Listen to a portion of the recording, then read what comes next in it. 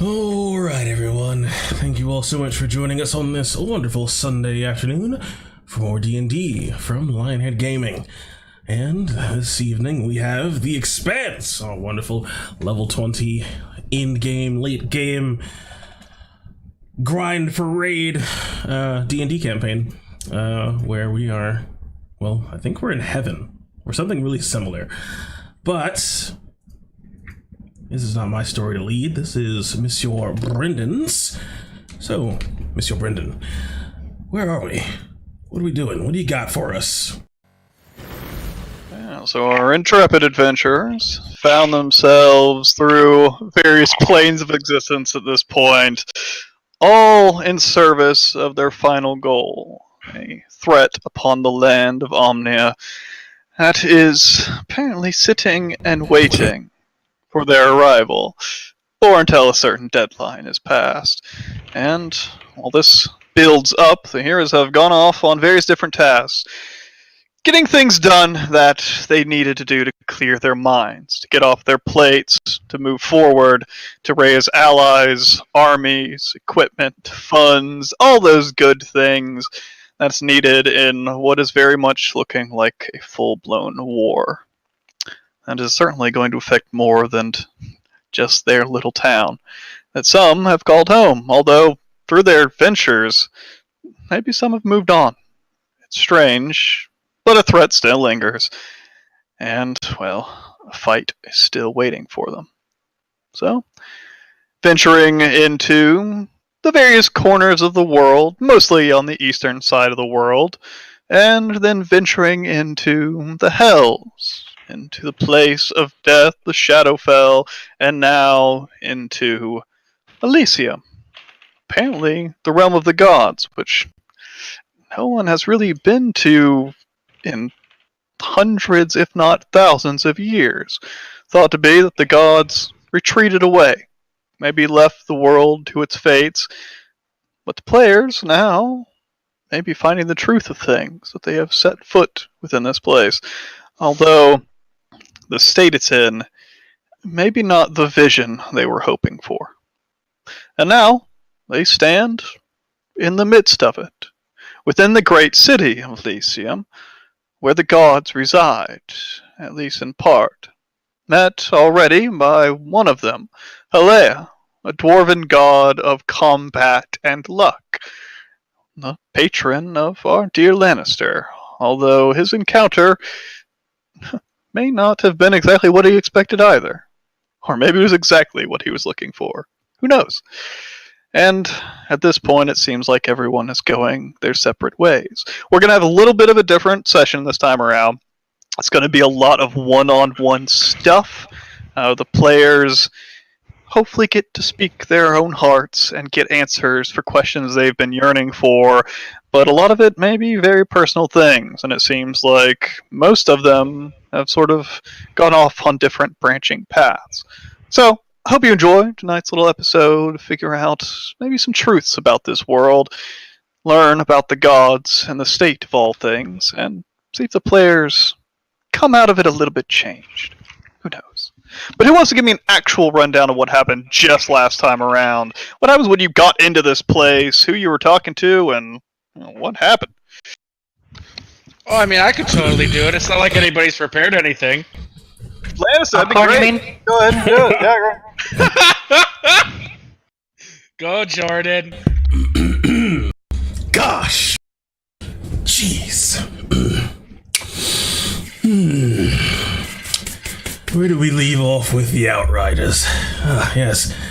They just made it into Elysium, realm of the gods and their servants. Confronted by strange, angelic guardians, they were whisked away via Yolda's beseechment of her god.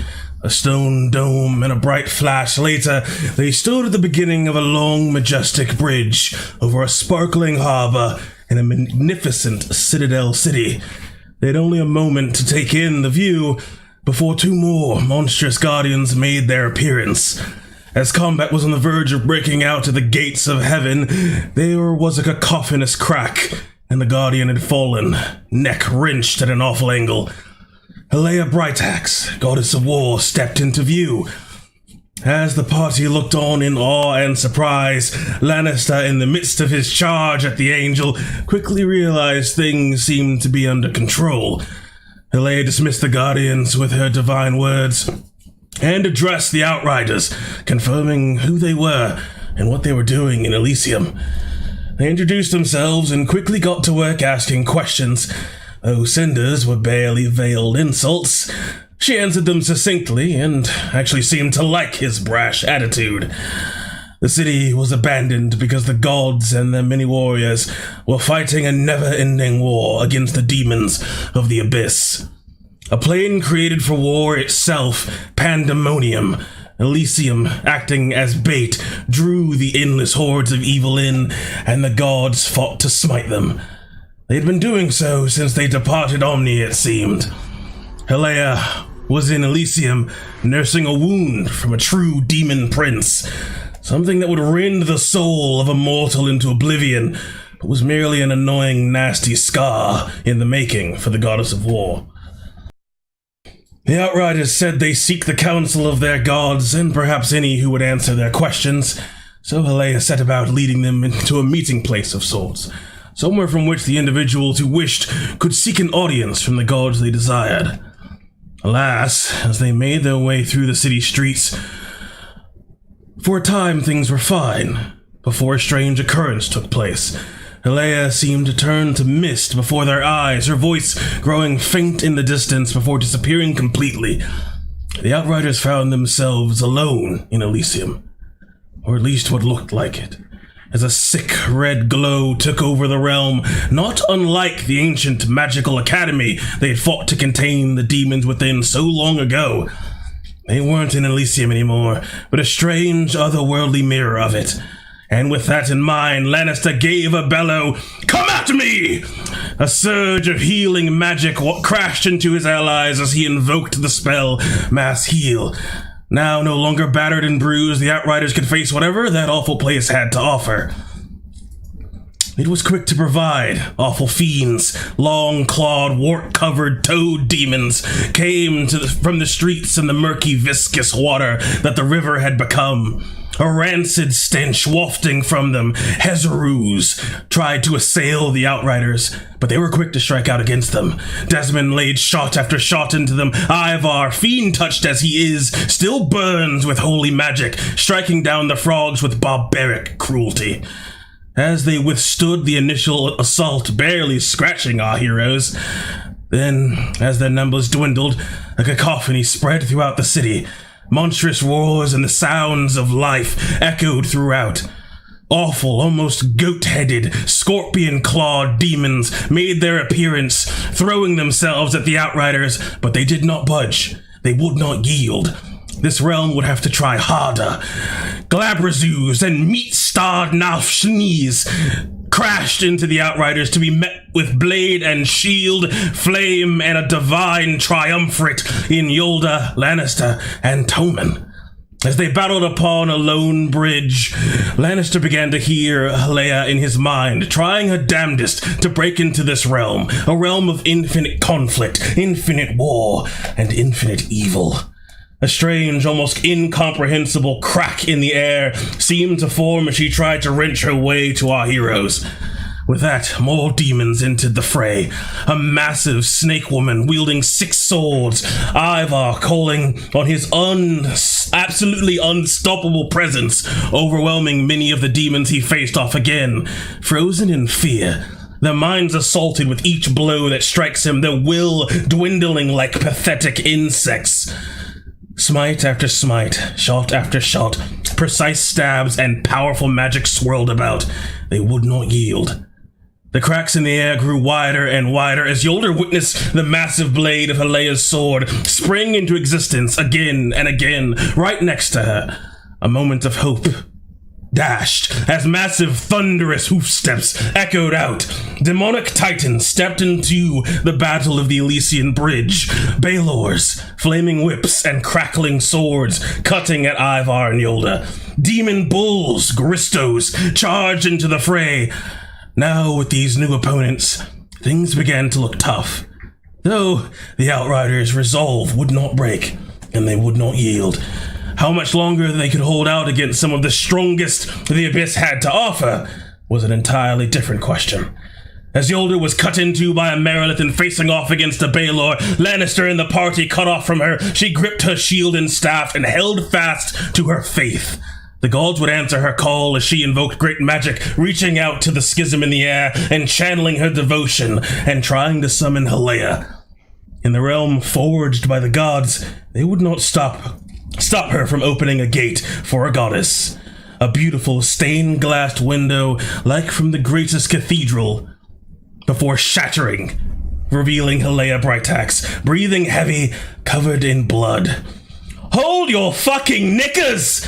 And the battle resumed. The deck stacked immensely in their favor, and the absolute powerhouse of magic, Cinder, would bribe the dealer with his next move. He soared above the battle, the fires in his hands and all around them flickered, and the epitome of that primal element was called upon. His scales flaring in brilliant flame as he exerted his will into the fabric of the magic he weaved.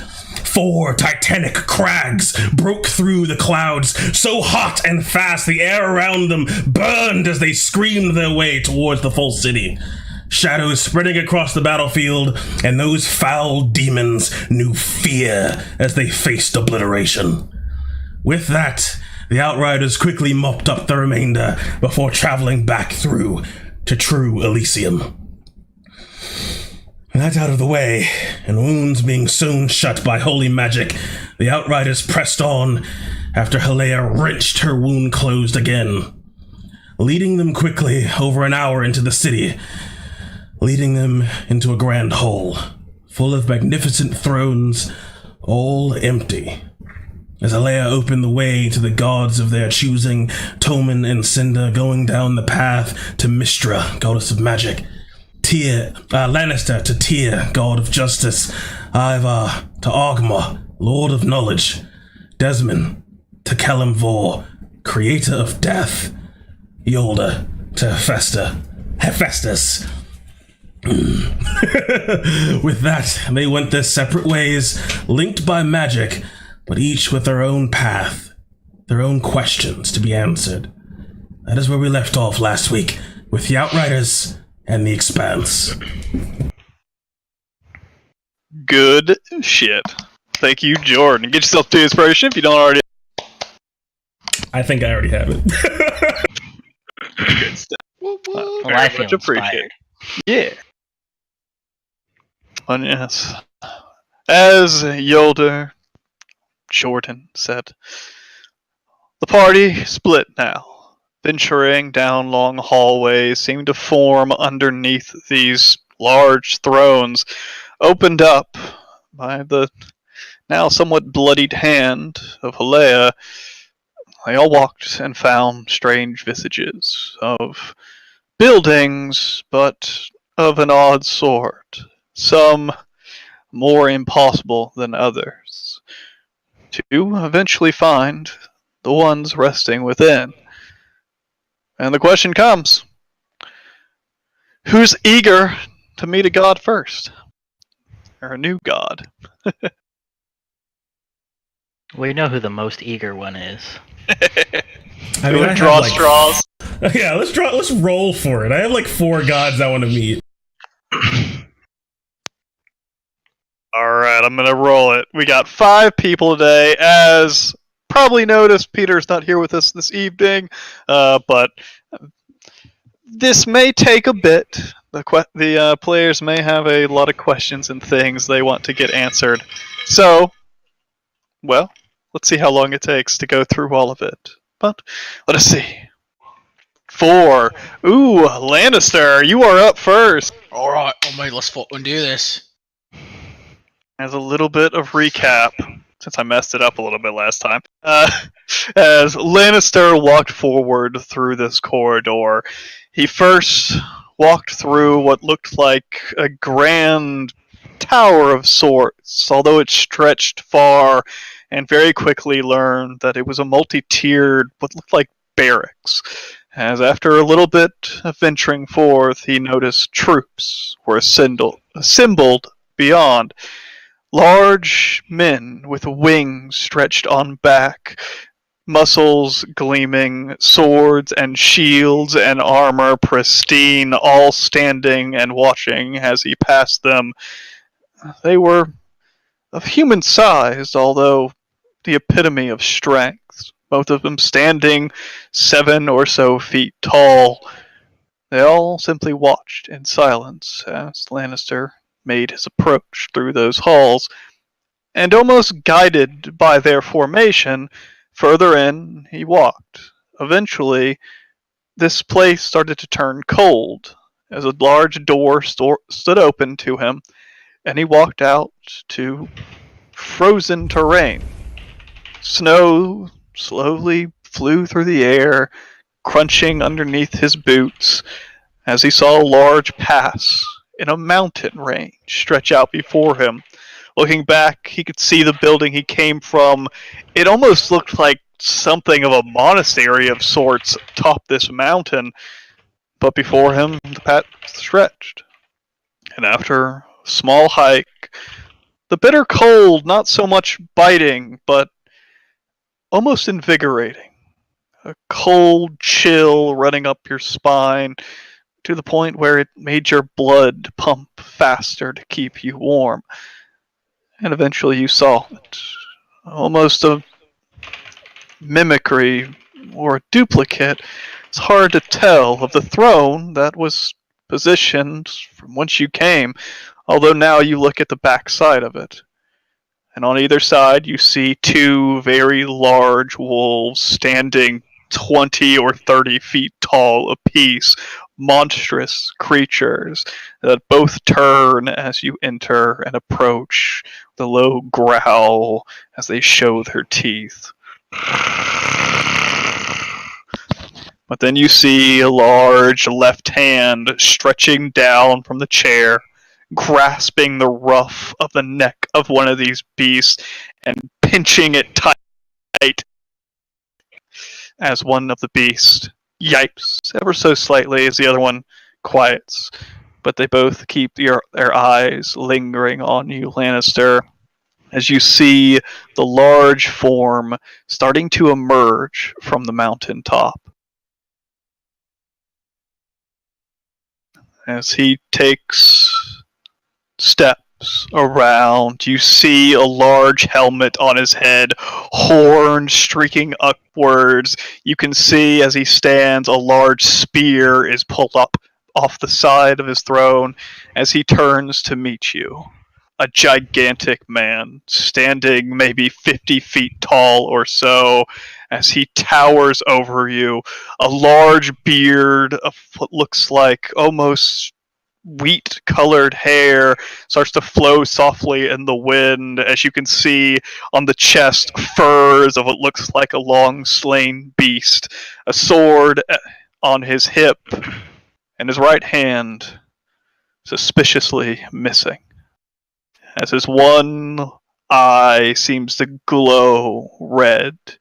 As you see, like a mimicry of that, so do the eyes of the beast at his heel. What is this? Cheer! It is all Lannister.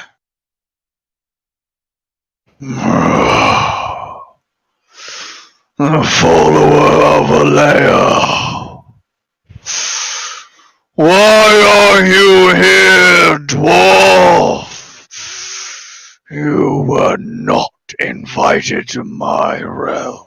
No, not invited, but called. For you see, you are the god of justice. You are the god of balance.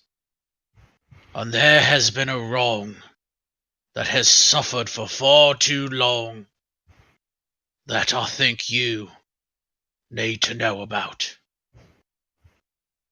See him tilt his head backwards ever so slightly, that red glow in one eye that, with your good vision, you notice it's not the eye glowing itself, it's the absence of one. It's the socket that seems to glow, You can see a terrible scar stretched over where the eye once was on his face. You have made it here to Elysium. If you made it through a gate, I will listen to your plea. But do not waste my time. There are wars to be fought. As you can see him stretch his left hand out and point over off the cliffside. And almost by his command, you can see as the cloud cover that you seem to walk into starts to part slowly away, and you can see far down below, it seems like the landscape slowly starts to get caked in what looks like a sunset of sorts. The stone of the mountain, the snow, starts to turn red the further down it goes, and then you see it. Armies clashing below. Every little individual as small as an ant to you, but there are thousands upon thousands upon thousands. Sides crashing into each other. You can see large balls of flame hurling through the air and crushing down into tiny little swarms of ants. As there are so many numbers on both sides, it seems like an impossibility. You've never seen an army so large. You've been within the Iron Wall. You've seen an army amassed of 10,000 men. That pales in comparison to this. So speak. What injustice demands my attention? I say injustice. That Halea Bratax has taken the place of Torm. Your brother, your battle brother of the war, the one of self-sacrifice, and yet her cares of nothing but the battle. You claim she is unworthy of her seat. If she was worthy, why did she let the God Slayer live for as long as it did? Why didn't she go and honor the memory of those who fought beside her and slay the beast that ripped Torm from this realm?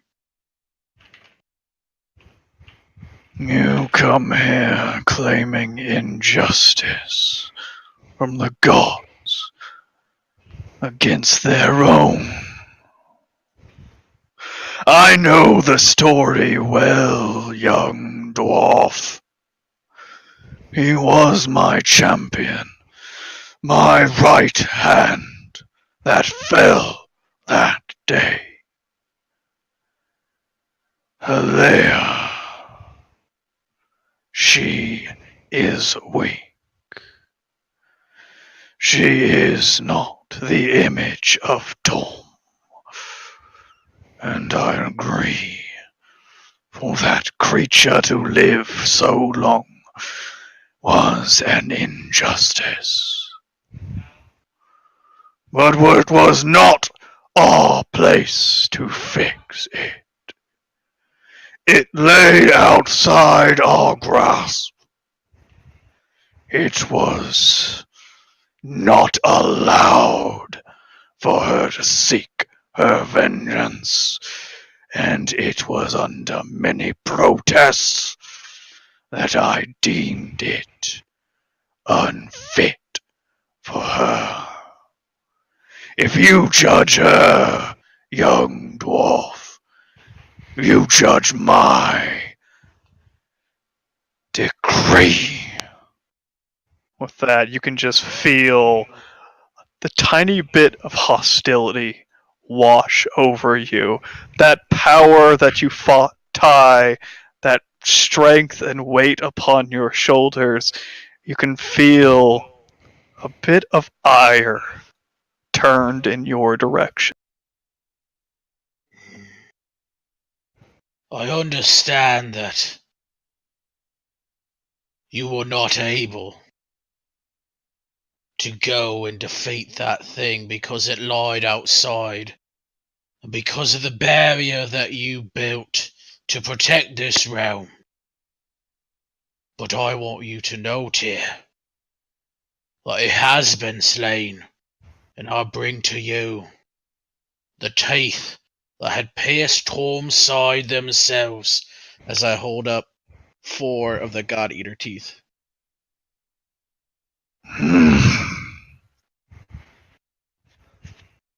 As he looks down, one of the wolves starts to slowly pace in your direction, taking long and purposeful strides towards you. You can hear the snow crunching underneath the paws of its feet as it approaches, as it leans down.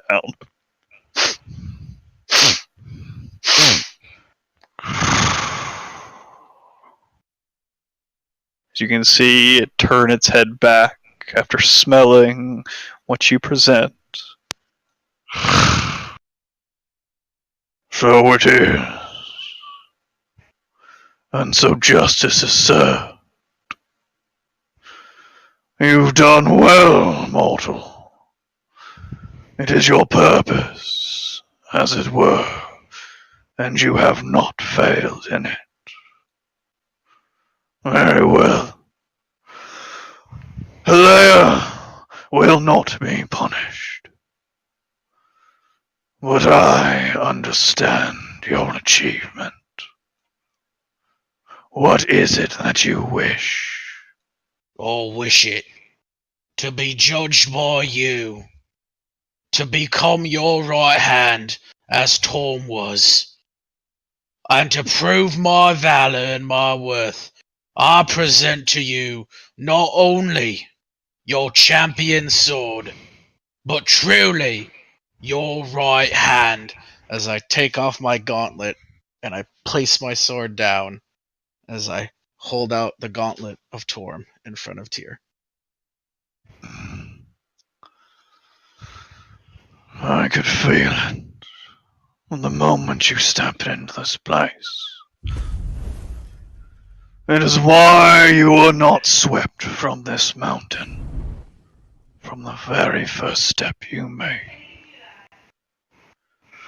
You have slain the beast and reclaimed his gifts of old. But that is but a relic, a weapon and a shield. Torm himself was my hand, and he will never return. Alea is a poor substitute, but she fights on my behalf. What you ask is to take her place. Do you understand what that means, dwarf? That means that I have to do whatever it takes to not only fight back the chaos that is those 9 hells, but also do your bidding. And all that I ask, Tyr, God of Justice, is that you allow me to save the realm with my friends from the abomination that is Karthith. And then I will follow your orders into the eternal battlefield.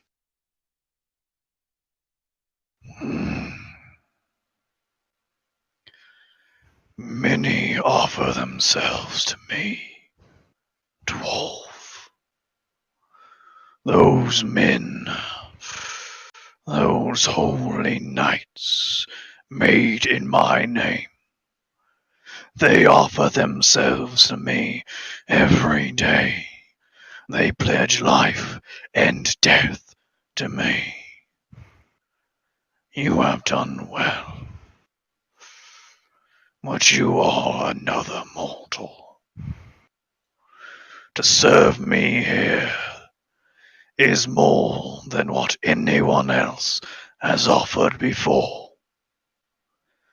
We gods, we sought a future for ourselves, and we found nothing but war. If you stand next to us, that is your future. You will give up everything. You will live for no one except for the battle and for the words that ring down from on high. For my command will be your life. You will have no loved ones, no family. You will sacrifice all. That is what it means to be my hand. That is what Alea has given. And you wish to do the same. Alea has given herself true, and she has closed herself off from allies. For what is truly self-sacrifice, unless it is an understanding of those that stand to your flanks and to your rear? She has closed herself off here, and I dare not speak injustice here. But to fight for one another is better than to fight alone.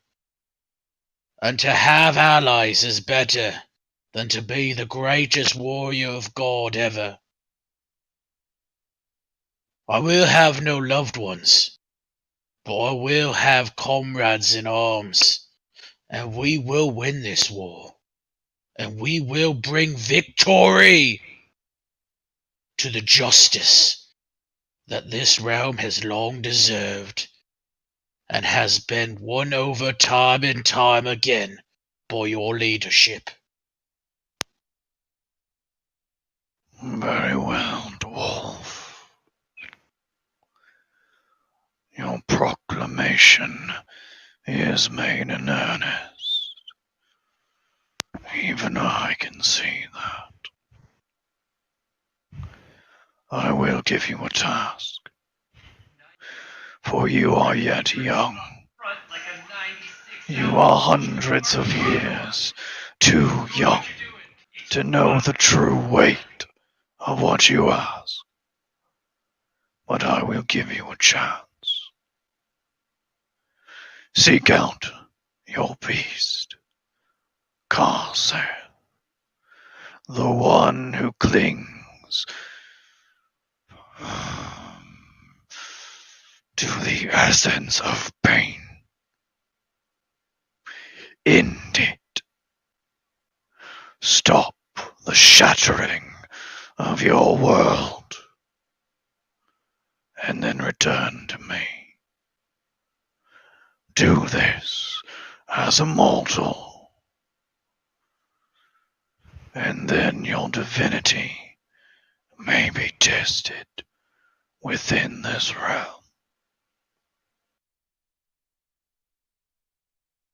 Yes, my lord. I ask just one thing further, and I understand if it is wrong. But is there still a place here that Torm once called home? For I want to honor him with the last of these teeth, and give him closure that his sacrifice was not in vain. The place you seek is the one that remains in the hands of that which you speak out against. Torm's Hall has been taken by Alea, as is her place. Go there. Show your respect. But know this, dwarf. I will have no usurper as my hand. You will not walk in shadows. You will not plot behind the backs of those that you seek to strike out against. You will tell what you have told me today to Alea. Tell her what you seek to do, so that she may prepare for you, and see who claims that seat. If you are capable of taking your place amongst us, then take her flame with you, as she did from Torm long ago. And be ready for when you return. Always.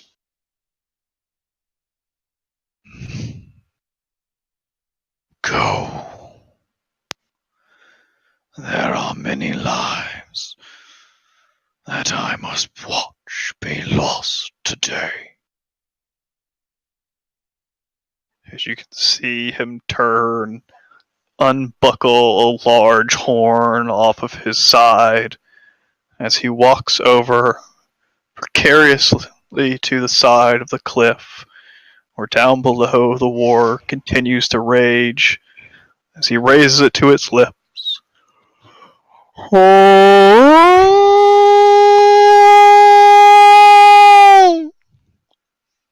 As this sound rings off across the mountains, you can hear it echo time and time again, and then in a single moment, you can hear it from down below. A cacophony. Cheers. Just an influx of vigor run through one side of this conflict. As you can see, it almost looks like from a very single point, light begins to spread throughout numerous individuals, until one side of the battle is almost set alight as they charge forth.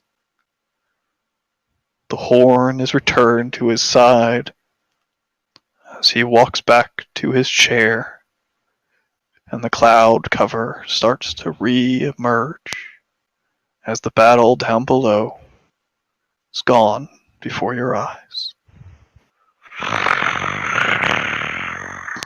As the wolf that smelled you, still standing before you, gives a slow growl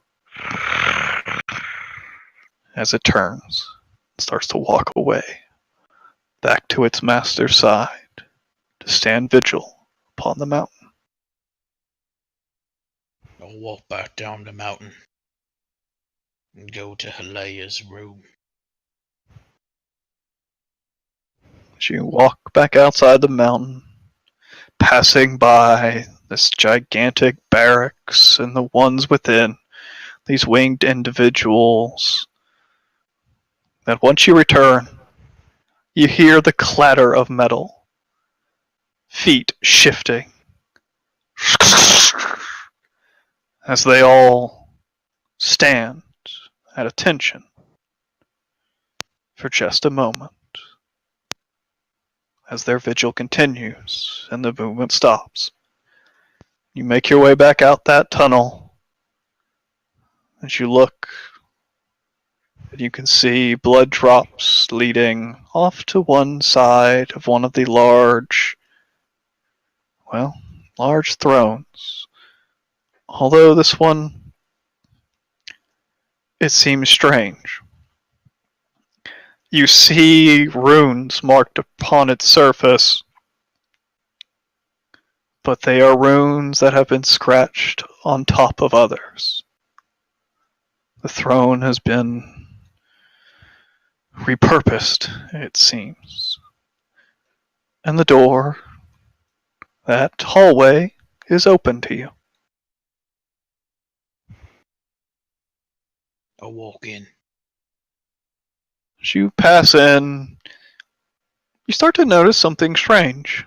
A smell drifting through the air of meat. Mixtures of different meats, it smells like. Different smells of just food. Delicious food. As you walk within, you start to see lights. What looks like just small tables come into view,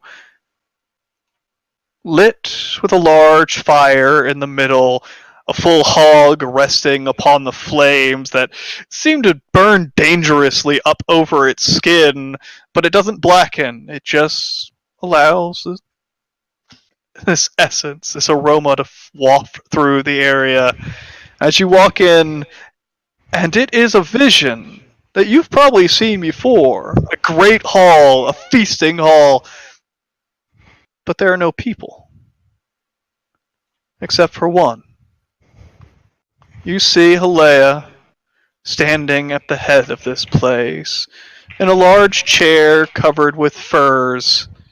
As you can see her tending to her wound at her side, as the tables fill with food and drink, but there is no one else here. Just Halea within this place. As she hears you coming, your clinking footsteps, as she looks up. Aye, Anastar, are you done already? Oh no, Halea. It's just beginning. Alright, what the fuck can I help you with this time? Well, you can prepare yourself, Halea. For I have spoken with Tyr. He's given me a task. Oh, aye. A task, eh? Aye. I'll spit it out, boy. I'm to go and slay that pretender Karsith, and come back here afterwards and challenge you to sit on that throne and to be a true right hand of Tyr. Oh, aye. Coming to claim me spot, aye. Well, I certainly offer, well, good luck, I suppose. I will warn, though. The luck that you have, though, Halea. It would be quite a fucking surprise, Lannister. I've never fallen. I've been wounded, aye, but I've never lost myself. I've been cut, I've been clubbed, I've been burnt, but no one's ever stopped me, Lannister. I fight and I fight, until everything before me is gone or rent asunder. If you really think you can stop me, so fucking be it. But I will say, don't come here with half heart. If you want to strike me down, you'll need far more than any mortal can muster.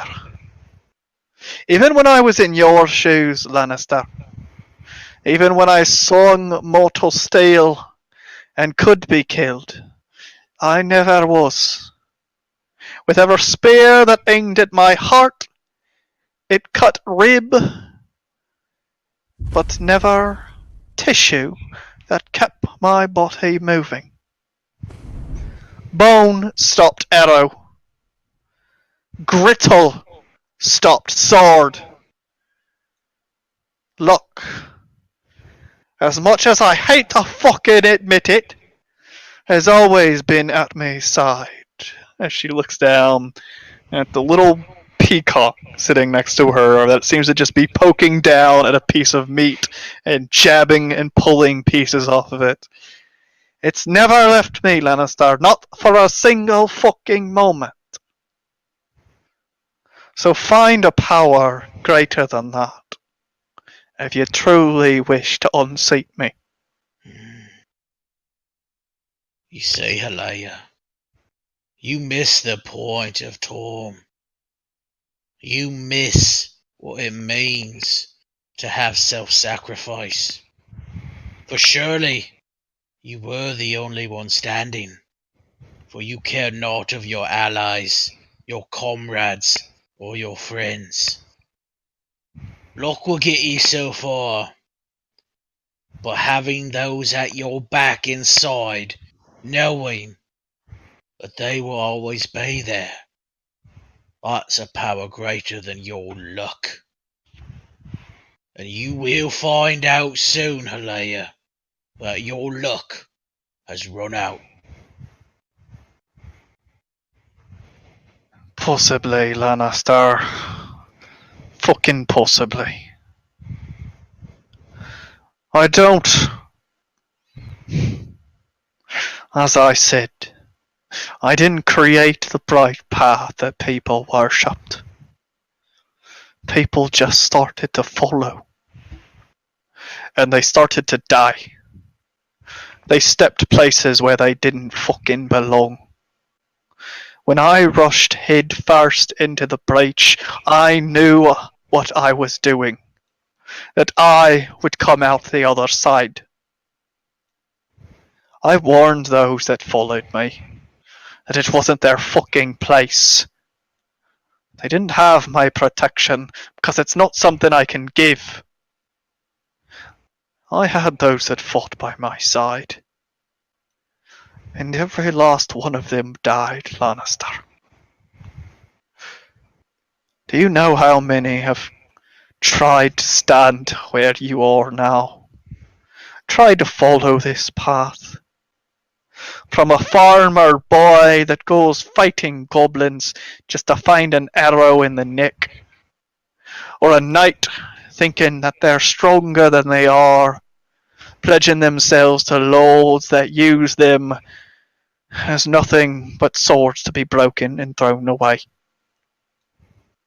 If you come here, Lannister, and you challenge me,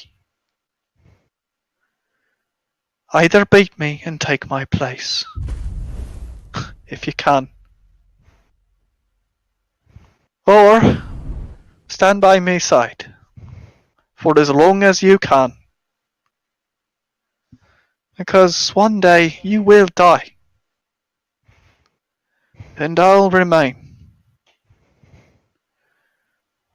You'll do good, aye. But one day I'll go somewhere that you weren't meant to be.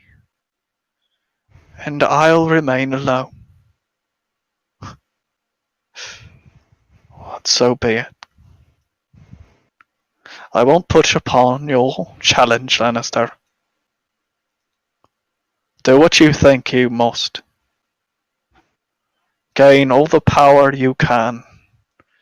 Seek the gifts of Tyr. And fight me. When you really think you're ready.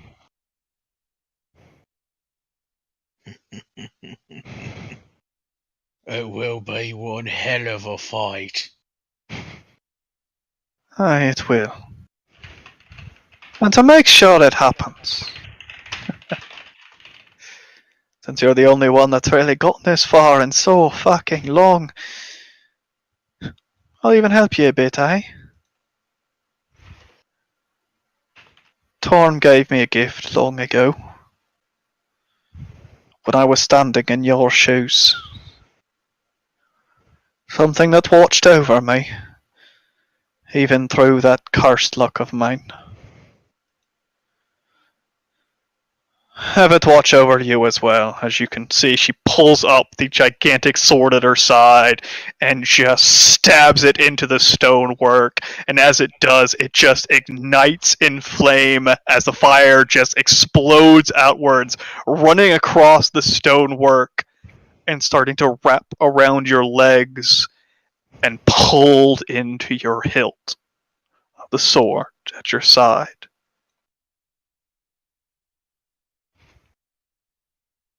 Accept the flame, Lannister. Carry it. Wield it. Kill your dragon. I never did get a fight out with Bane. Maybe that'll be the first step for you. Kill a mimicry of a god before you come after a real.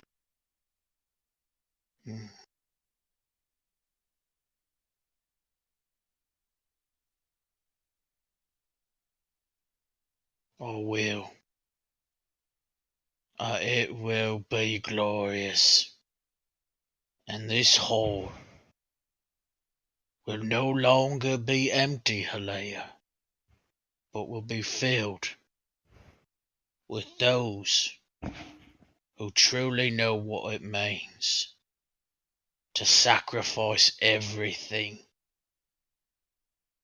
to be here and not stumble upon some bright path, but instead follow the light and the gauntlet that will replace you. Hey, good luck with that, you stupid git. Get the fuck out of here!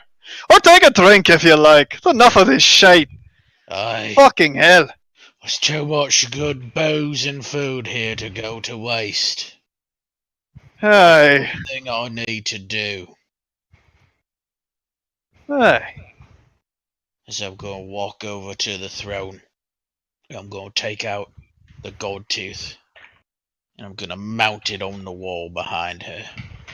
She stands up, walks to one side as she sees you approaching, but not really approaching her, and just walks. As you can see, adorned on the wall behind you, or behind her, is already just a mishmash of different pieces. Weapons, armor, broken swords and spears and shields, skulls, fangs, what look like long, jagged pieces of bone that look impossible to anything humanoid.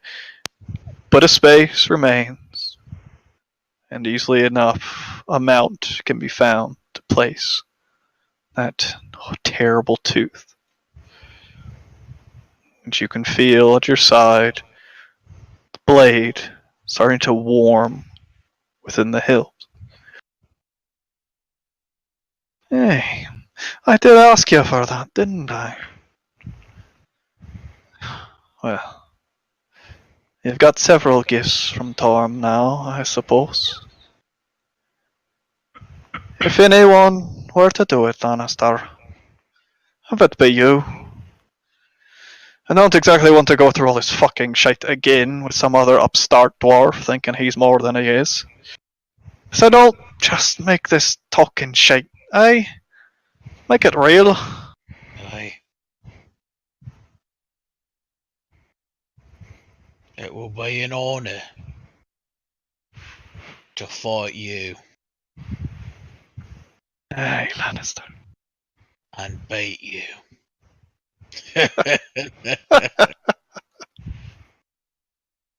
Alright. And with that, you gaining the blessing to lich their wealth, now infused by the flames of Torm's fury.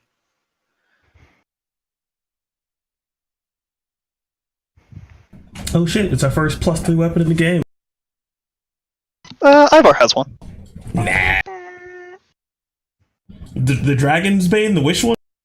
Actually, he's got two now, I guess. Dragon's Bane and, Holy... Because I didn't count Dragon's Bane, because, like, that's like a cheat weapon. It was made by cheats. The mandated Avenger is also +3. but blessed to perfection of its state. Oh, it's every attack now. What? Yeah. When you use your Warclass blessing, you may attack with this weapon and a flashlight against a creature and use Divine Strike. Lol. So you just have improved Divine Smite always on. Oh boy. Yeah. Oh, Karthus is gonna have so much health. He's gonna have 14 health bars. Whenever you hit a creature, he also plays 2d6. When you roll to save, you can add a. So Lannister, what do you do now? It seems like the rest of the party, especially Yolder, it seems like she might take her time. The rest, who knows? But do you want to stay within this hall? It seems like Leia's not kicking you out, even though, your proclamation went. Oh, I'm staying and I'm eating and I'm drinking. Is it super awkward? Oh, Leia's she just flips a switch and goes back into fucking merrymaking. She tends to her wound a bit, but she just starts to regale you with stories, mostly of Torm. Basically saying, if you're to follow in her footsteps, who followed in Torm's footsteps, at least know a little bit more about the man. Oh yeah, I'll eat those stories up. Yep, she will regale you for as long as you stay there. And who wants to go next? Is anybody eager to chomp at that bit, or do we want to roll? I think if I did the math right, I should just go every other time. Oh. Sure. We'll do the next one of Yolder. We'll do the first third of Yolder's. And, the fourth of Yolder. She actually just opened the Sword Coast guide, and she's just gonna go through everyone on the list. Literally, I don't think anyone on She's my got list her is tourist from there. flyer going around. Alright. She's getting ready to get that passport stamped. But first I'm going to the bathroom. Do you find yourself often going to the restroom? Have you been drinking lots of coffee? Well, have I got the product for you? Artisan Coffee, official sponsor of Lionhead Gaming, is a provider of excellent, wonderful flavors and outstanding art. They have classic, even out-of-season flavors like pumpkin spice. Oh, look at the pretty witch. She's so pretty. Pumpkins and shit. It's great. And cool flavors like peanut butter cup. We are big fans of Artisan Coffee here at Lionhead Gaming. Coffee's really freaking good.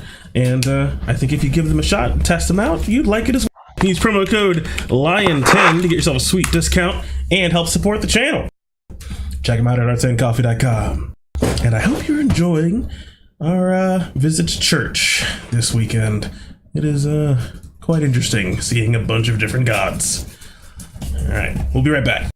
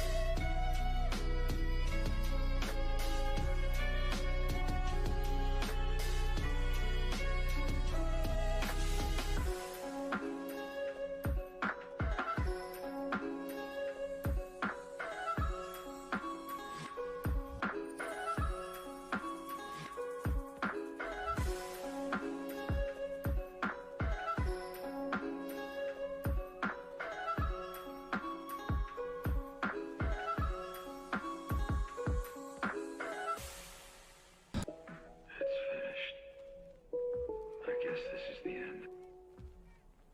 Looking back, my life has been nothing but failure.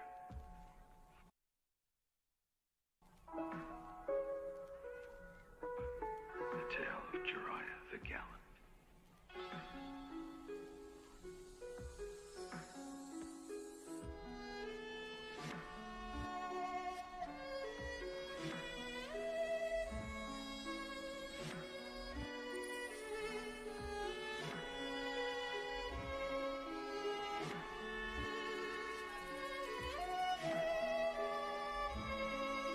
Alright, hope you all enjoyed your restroom breaks, getting some food, some drink. We are back at it again with more Divinity. Let's see.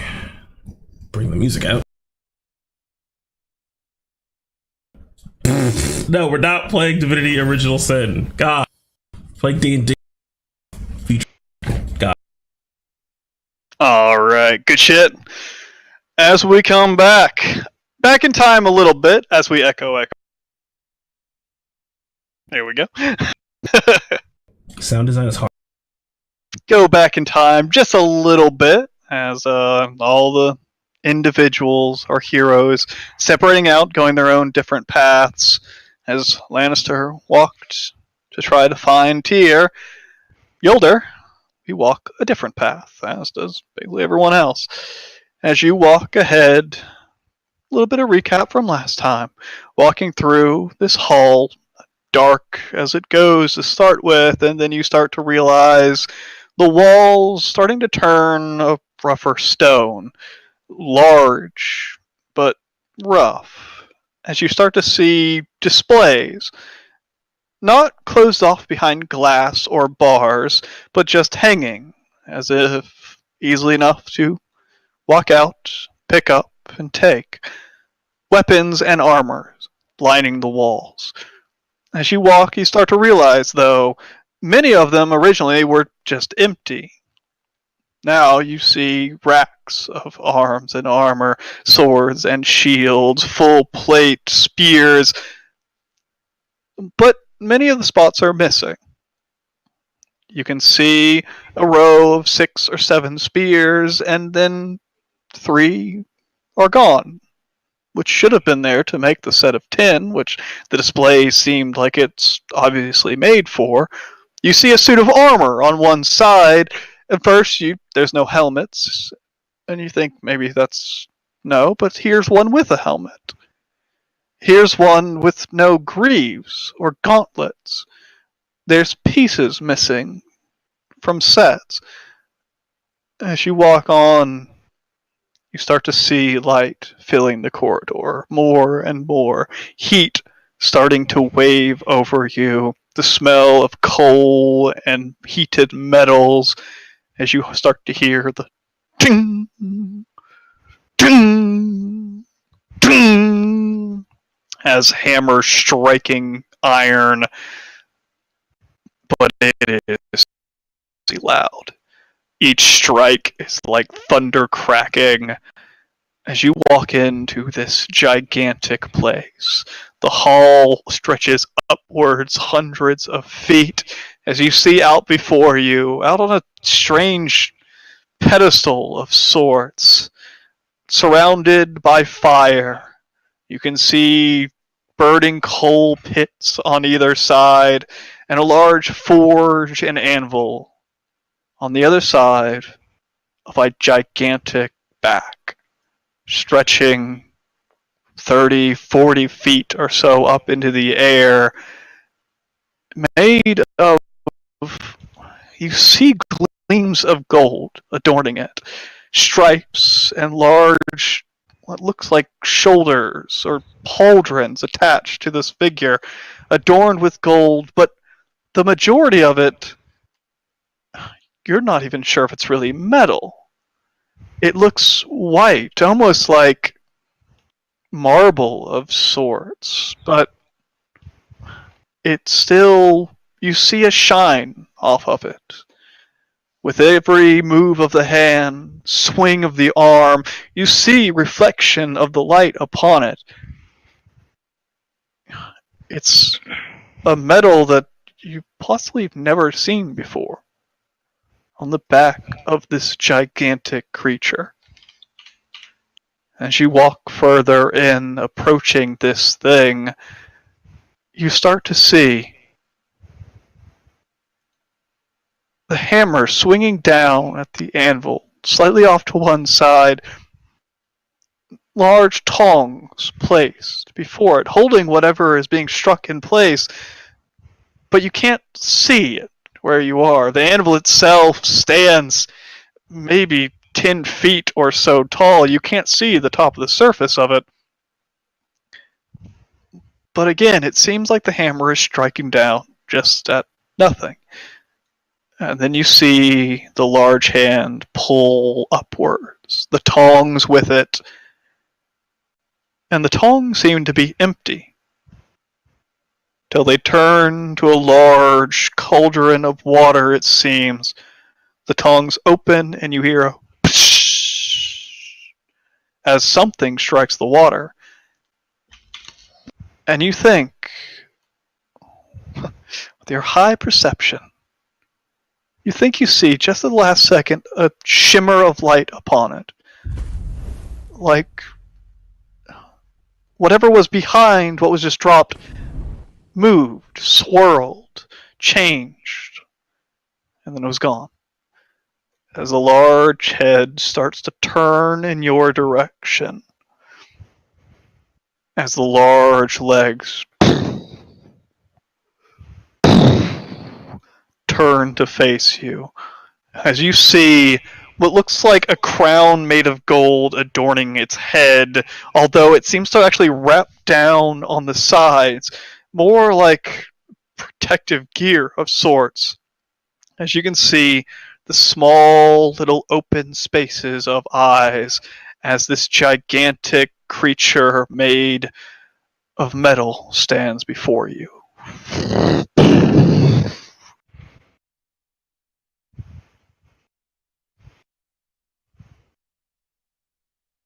It seems like Jordan might recognize it. Oh, it makes me so fucking happy. You have no idea. Oh. Oh, Viola just steps in, all just in absolute awe at the opportunity, putting her staff down and just not daring to go any further than this magnificent crown marking, and just seems to just fall to her knees before her god. As you fall to your knees, your head starts to drape for just a second. You can start to hear the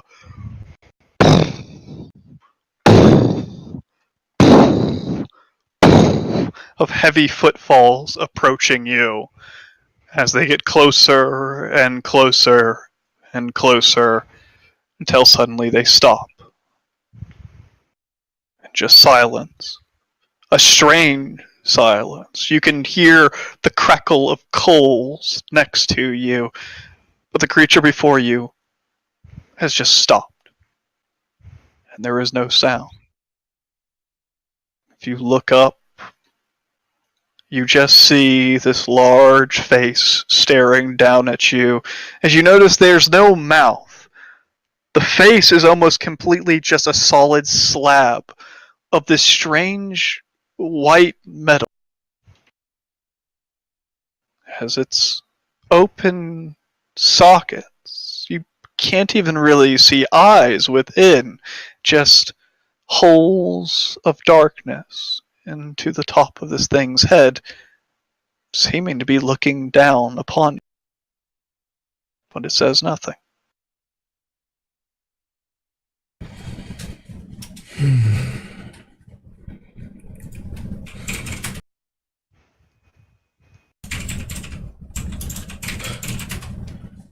Hephaestus,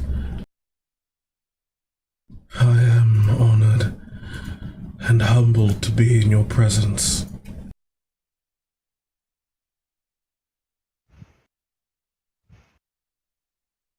Still nothing. You can just see the gaze staring down at you as he stands almost completely motionless. You see no stretch of what could be skin, of breath. You see no heaving of chest. He almost, for a second, just looks like a statue standing before you.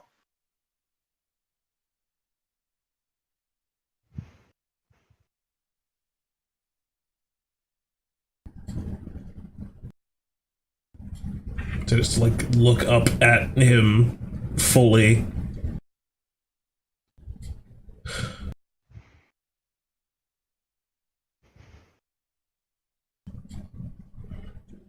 I have come to seek your guidance and knowledge.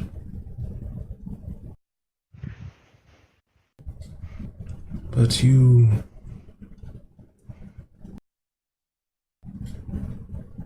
Can you speak to me, my lord? You can see as his head turns ever so slightly towards you. As you can see around where his mouth should be, the material starts to split and open. It almost seems like the metal itself is folding away to reveal a mouth. Recon.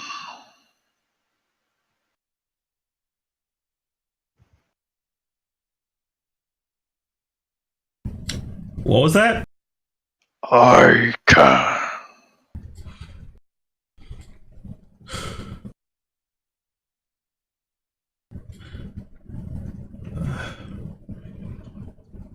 Well, I guess that is a relief then.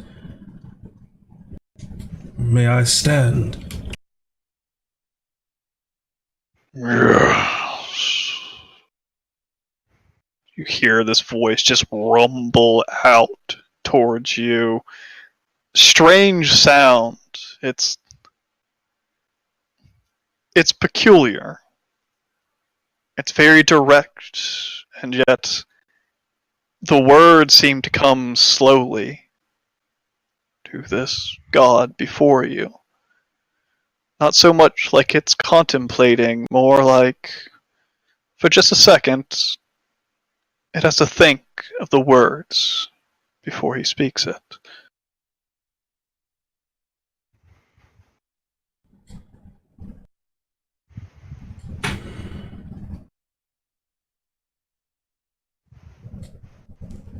I have my faith and belief guiding me, but I know everything forged has its purpose, and if you deem me worthy, I have come to ask my maker mine.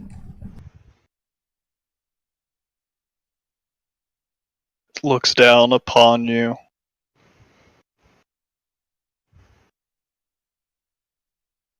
Are you not a smith?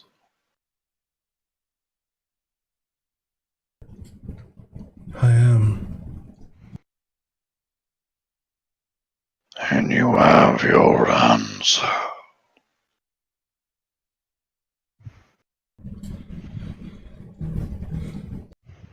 I see.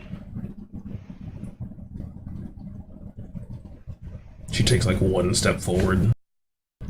With just 1 foot, not even a full, complete step. You have seen fit. Guide my hand and aid me when I call upon you. Again, I have my faith and my belief. But why? Why me? You work the forge in earnest. You strike true.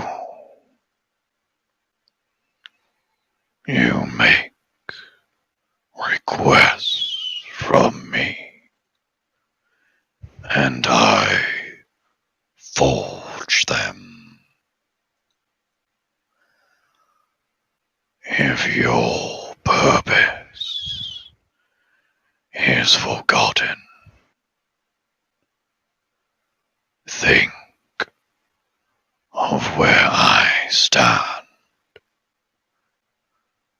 I was created for war. I was to end sieges, and so I did, until I could not any longer. Then I was built anew, created to forge, and so I was a smith, and that is what I do,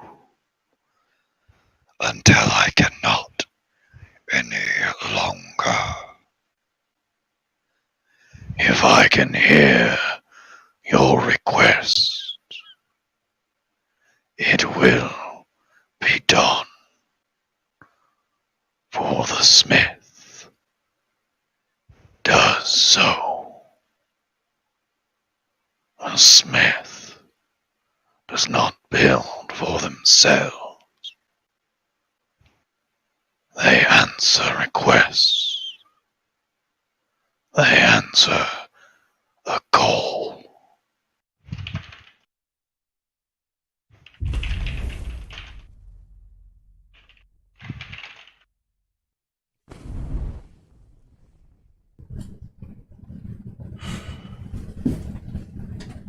In your time fighting against fiends, demons, devils, I am sure you have fought numerous strong, worthy foes and seen them defeated before you, but now my journey has taken me against a number of them. But only one has gone by name Hephaestus. A name as I know it. Ishasa and her two underlings that served her were opponents unlike any other. Now they have been dashed aside through the efforts of me and my companions. But I want to know if you faced off against them. If you know of them. Yes. Mishasa, the huntress. She was one who struck me low. Her spear did not carve into me, but she was the one who tore open my chest and took from me my heart. A schemer, a hunter. It is good that she is gone. Well done, Smith.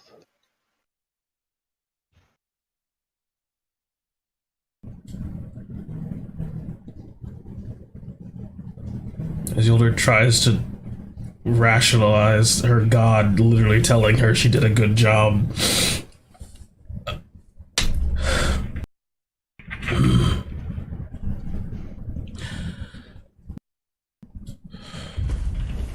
Your purpose now is to forge, and I forge behind you.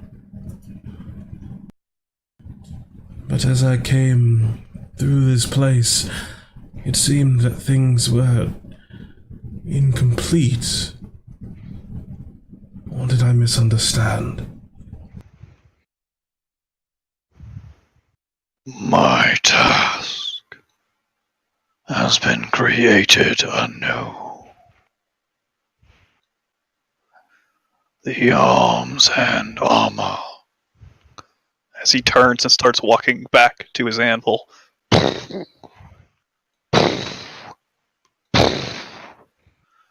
They will have to suffice.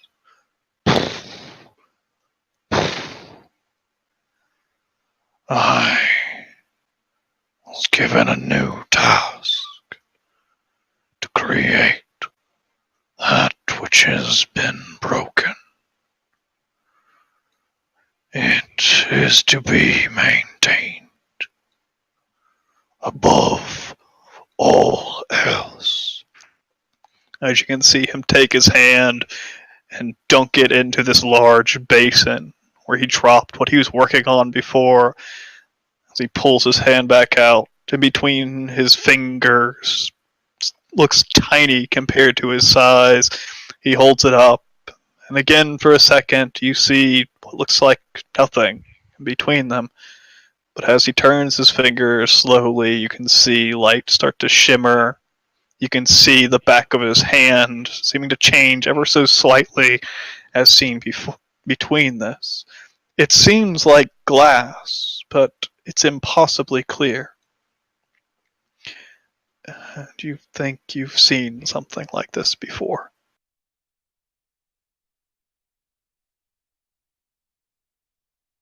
As I rack my mind to try to remember where I would have seen. Wait a second. My actual keen mind kicks in. You are rebuilding the ward. Yes. It breaks more every day.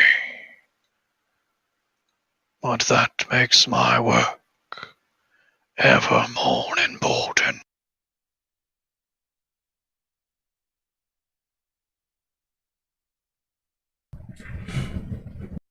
Oh, that answers one question.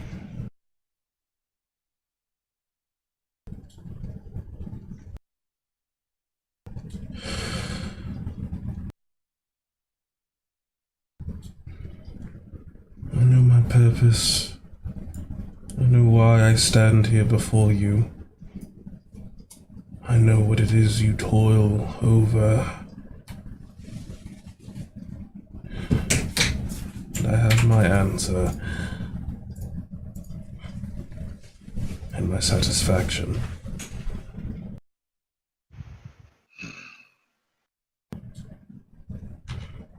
I had a thought to ask of your...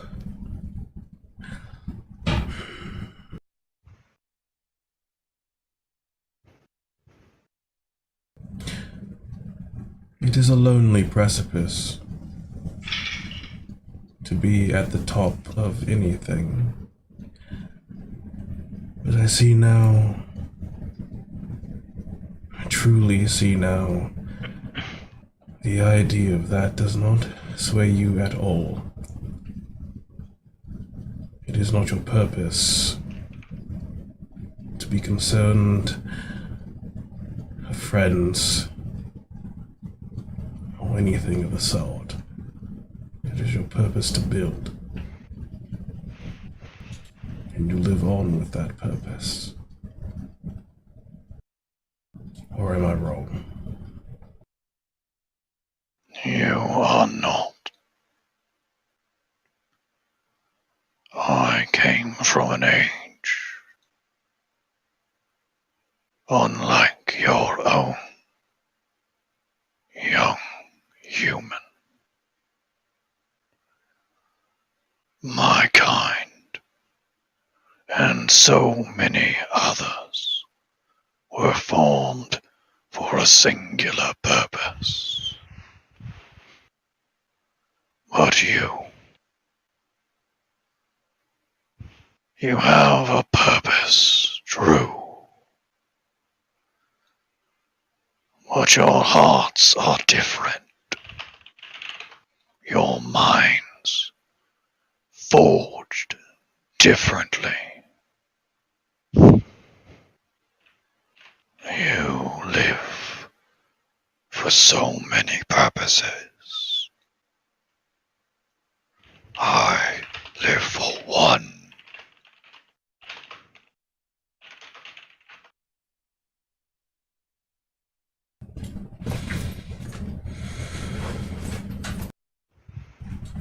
If you had fallen, your purpose no longer to lay siege, and you were rebuilt like this. Who is it that could rebuild you like this? In my efforts to serve, I require tools, a forge and anvil, and a body. I forged such things, placing piece upon piece, forging new and better things. I learned throughout the ages, perfecting my purpose. It is all I seek. I have reached what I am now, but I will not stop here. There is more to be done. There is always more to be done.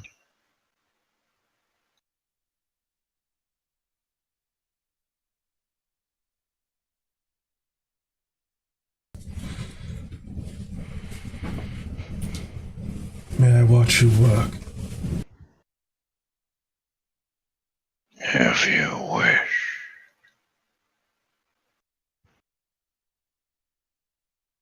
Come and feed that which is within you. You have many reasons for your being. But as I say,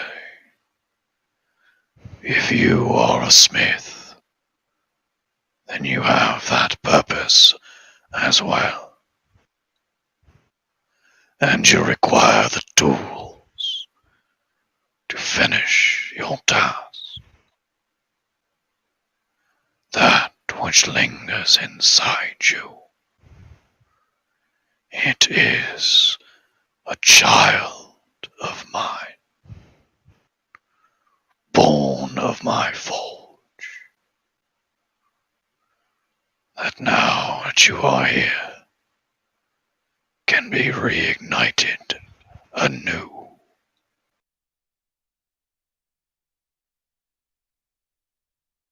Come. As he walks back and turns back to his anvil, starts to walk past it. As you can see, a large burning flame on the far side. As he reaches in with bare hands into the flames and scrapes out pieces of coal. As he holds open a handful of burning embers, flames still licking amongst them. The flame that I have kindled over thousands of years.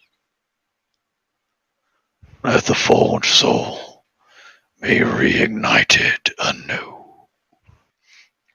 As you can see, the flames in his hands start to lick upwards out of his fingers in a different color. First, the red lights of flame start to turn golden.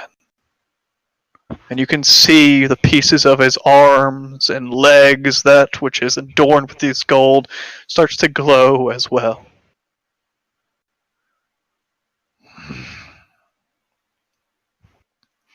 As he reaches out, holding out these cinders towards you.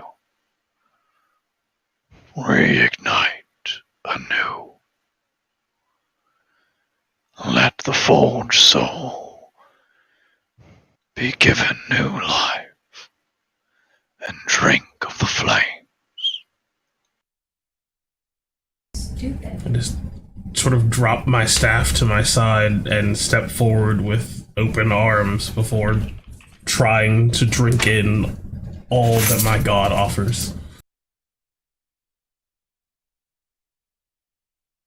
As you step forward towards the flames, you can feel something beating in your chest. You can feel your heart start to race. But not only that, start to burn. You can feel your skin getting hot. You can feel your body almost lifted by the heat around you. You can feel your arms and armor, the weight of it almost fall away as you can feel a change taking place. A change that you felt before. As you can hear those wishes, the smell of work, of coal and heat and smoke and sweat, as you can feel the forged soul within you wanting to come out.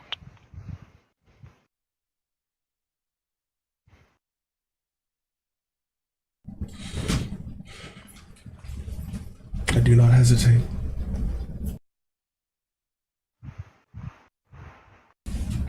Once I can feel that fire bubbling to the surface beyond my ability to contain it, I let it loose. As your skin starts to burst into flames, your hair and your armor seem to melt away into this form of the forged soul. You can feel the heat in front of you start to wash over you. It is warm. It is inviting. And for some reason you feel like what you were before. The forged soul was a beautiful thing created through hundreds and hundreds of people's effort and toil and labor, but for some reason it felt diluted, as if it had been reforged 1,000 times over, in which each time it got slightly further away from its origin. But now those impurities, like working metal back and forth to burn out that which did not belong, this new flame is burning out. As you can feel the forged soul starting to reignite.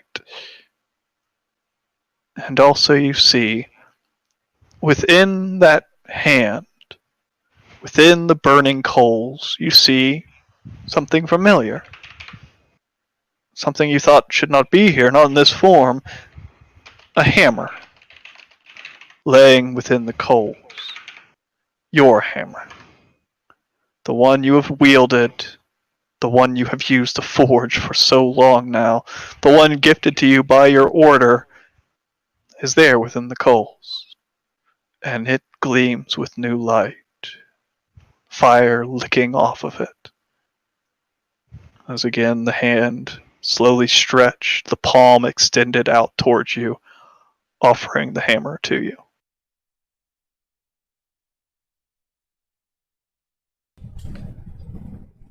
Just look up at the strange, cold, stone, metal face of Hephaestus, the empty eyes, but Hilda feels nothing but happiness at the work to come as she reaches out for the hammer and grasps a hold of it. As you pick up the hammer, it seems like everything slowly falls into place. You can feel this magic around you. The form that you hold solidifies, becomes more true, less unstable, less violent. It becomes almost like a second skin now. Forge, Yolda. If this body is unusable, forge one anew. If your will becomes shattered, forge it anew. Use your tools and create what must be created. Take this gift. Strike out against those who would stop your purpose, who would stand in your way. This is what I give you for your devotion, for your love of the forge, and for that cursed blood that runs through your veins.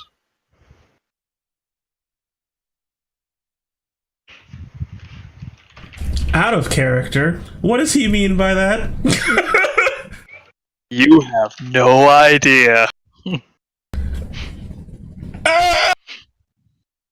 I'm not supposed to have more questions? As I rip off my own face. I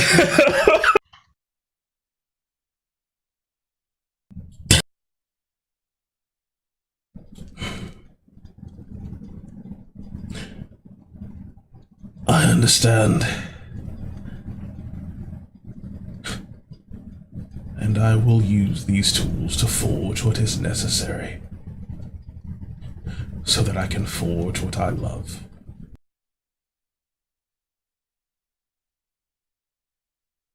As he closes his hands around the cinders, places them back in the pile of the forge. As he walks back to his anvil without saying a word, takes a handful of what looks like just dust in his hand, spreads it across the anvil, taking a hand of burning cinders, placing it next to it, and slowly pulling the cinders across these strange, sparkling pieces of dust until they start to stick to the cinder itself. And then he starts to swing his hammer down as he begins his work anew.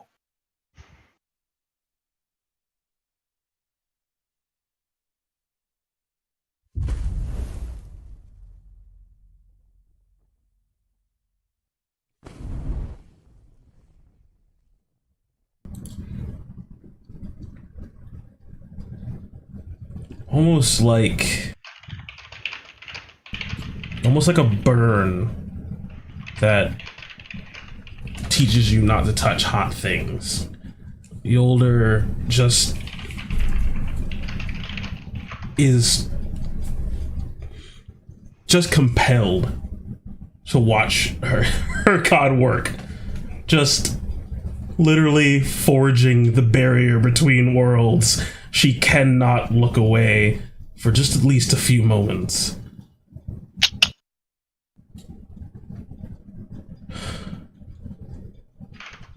Before she is reminded by the burning in her chest, the thoughts in her mind. There is work to be done. And standing around watching someone else do it is not going to get the job done. Before she picks up her staff.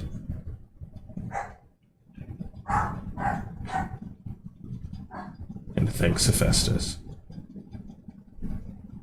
And walks away. Yonder.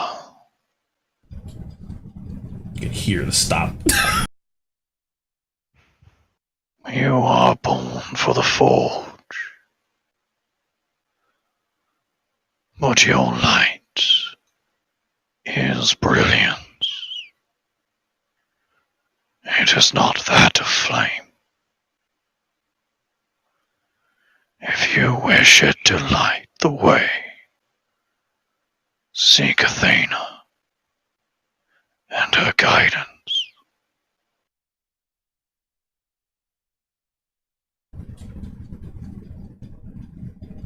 Yes, my lord. I will seek her.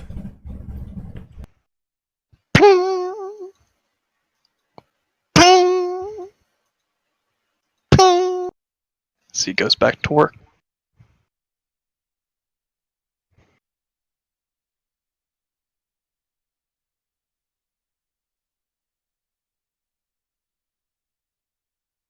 Moment, the rhythm his hammer strikes almost seems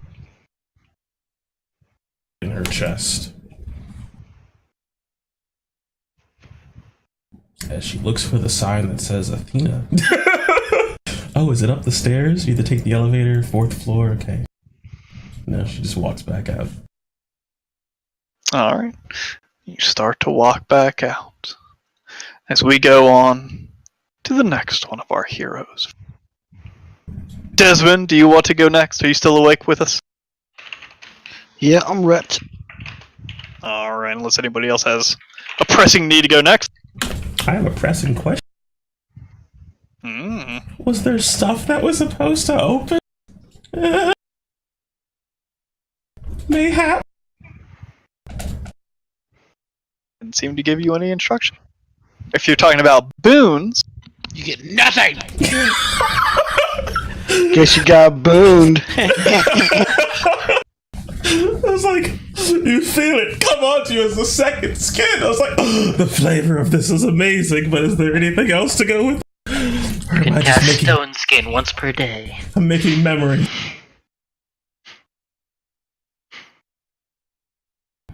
They didn't say. I'm erasing things. Oh, Take it all away. Take it all away! he's like, oh, you asked. You shouldn't have asked. It was timed. They were gonna open at this time. This is what your impatience gets you. Death.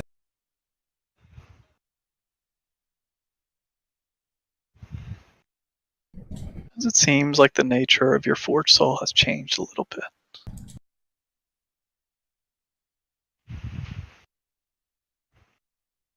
As well as, let me do this. Do.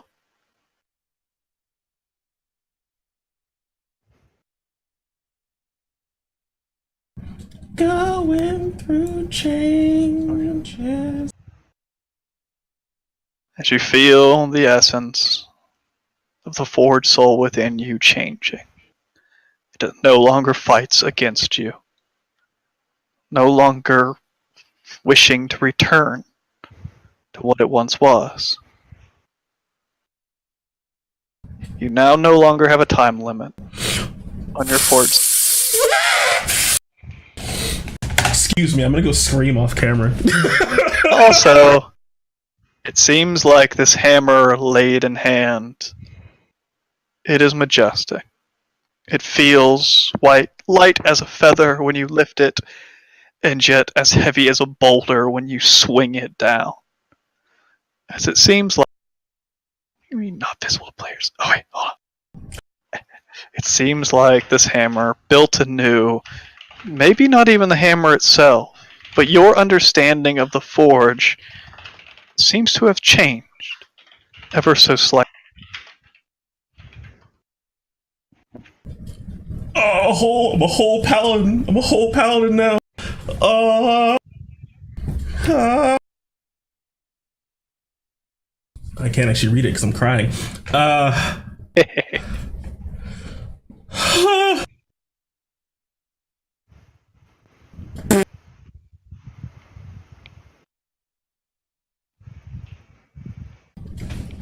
Hey, I can round out the rest of the party. Oh, I'm lightheaded. Alright. I think somebody was going to a graveyard or something. That's fine. I'm just gonna cry over here. Or go pass out. In that case, Right. I'm floating back. I didn't know. My Alright, favorite boo.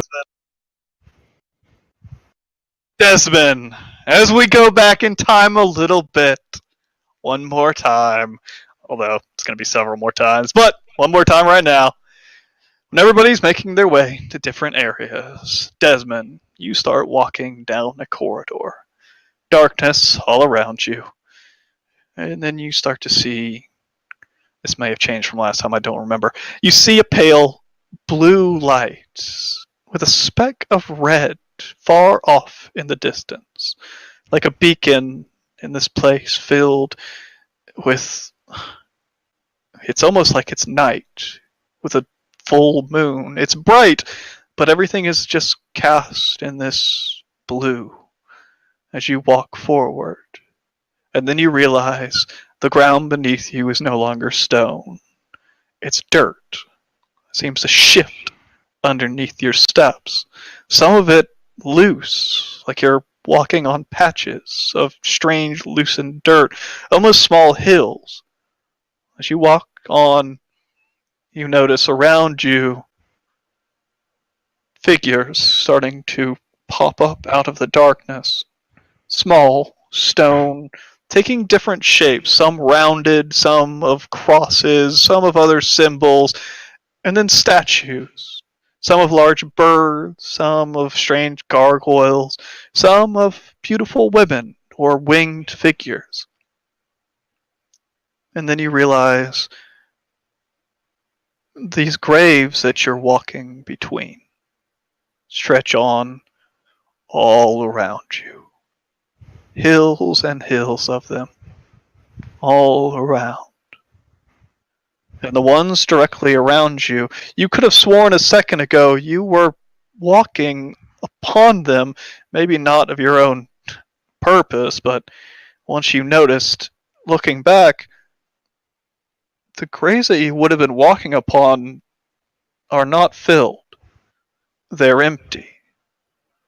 All the graves around you, just empty 6-foot deep holes in the ground, cutting deep. And it's just quiet. Until next to you, you see that small spark of red in all of this, glowing from within the grave. And then you notice a shadow itself seems to be growing out of the grave before you, seeming to stretch upwards, creating what looks like a hooded figure. Within it, a slight red glow from underneath that cloak. As you can see, one hand, long, thin, almost skeleton. There's skin upon it, but it's stretched so thin, it's almost translucent. And indeed, even in parts, you can actually see that red glow running through its skin, like tendrils underneath. Although there's no movement, it's just a glow. You almost expect to see the flow of blood within it, but there is none. And in that hand lies a large brass sickle. As you can just see 2 pinpoints of red appear underneath that hood as you walk out and find this creature standing before you. You feel a chill run up your spine at the idea of this thing as it stands before you in the darkness. As it opens a hand to greet you, the robe itself almost seems to extend upwards away from its arm, as if it has a mind of its own. You can see, again, ribs, and you think it's skeletal, but again you see skin stretched tight over it. But it's so thin it is translucent, and you can see the rib cage underneath, illuminated by this red light. And you can hear a voice within your mind, Desmond.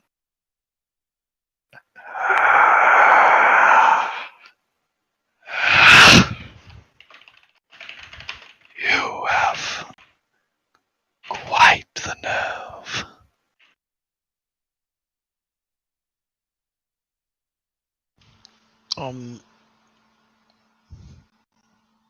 I'm sorry. Why? Why? Not many wish to come here. Not many visit the dead any longer. Are you Mr. Confused or confused? I am Kalimvar. As you see this figure slowly float down before you, resting, standing, maybe 10 feet tall or so, this horribly skinny and gaunt figure, ever so slightly floating off the ground.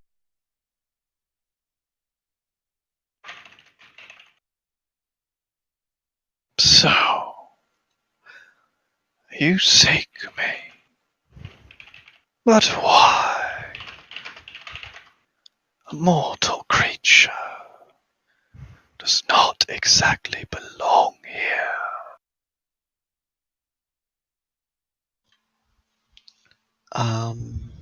I've got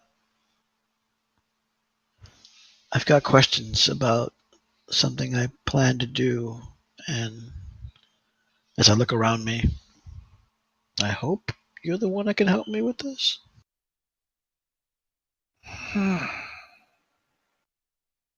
As you can see, stretch out a hand, the one not holding the large brass sickle, as he seems to stretch a fingernail out and catch something in the air, as you notice a red string attaching to his finger and to your chest appears out of nowhere. Ah, I see.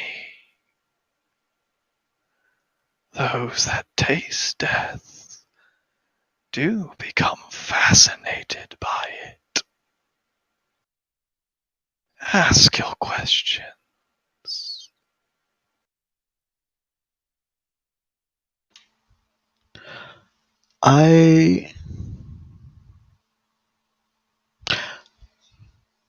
How does, and I point to the wound on my chest. How does this affect you, if at all? Is it a problem if it takes a while for someone like me to come here? Your kind has not reached me for a very long time. As you see, my graves lie empty. Their purpose forgotten. But for you, in a time where I would claim you, it is only for your benefit that you would seek me. Death is but an answer to life. If you do not seek it, then, well, I will not give it. Not that others would do the same, mind you. Can I ask Why are all these graves empty? The mortals, those that live on Omnia, those that I created death for, they would come to me upon their death. That is till we put up the wall. Your kind cannot come here, not in life, nor in death. They are drawn by the one that was left behind. He governs you now, in a constant cycle.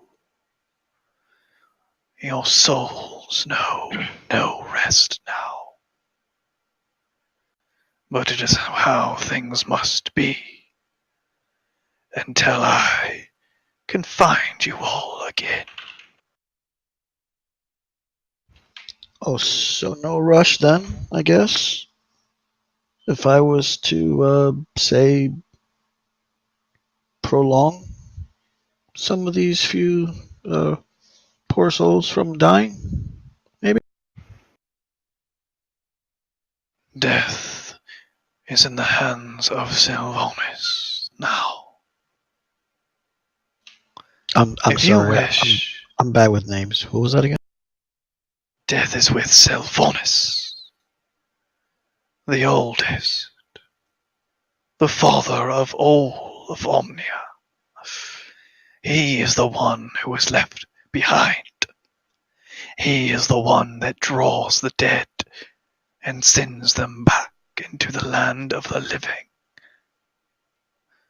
I gave my warning when this plan was created. I told them that a soul without rest would break, eventually become corrupted, tainted. What you seek to harbinge souls yourself is the same folly that Sylvanas now pertains to. If something was meant to die and brought back, something is always lost, and it will never return.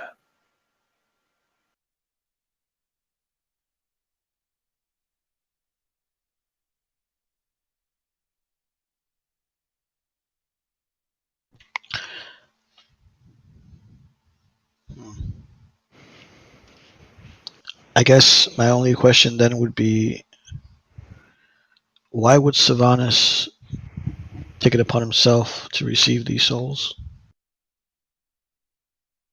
Because if he could not, if no one stayed behind, then there would be no new life. There would be only death. And your world would cease to be. It is a delay of the inevitable. Death always comes. They wish to reuse those that have died before, create a cycle, but a cycle with no end.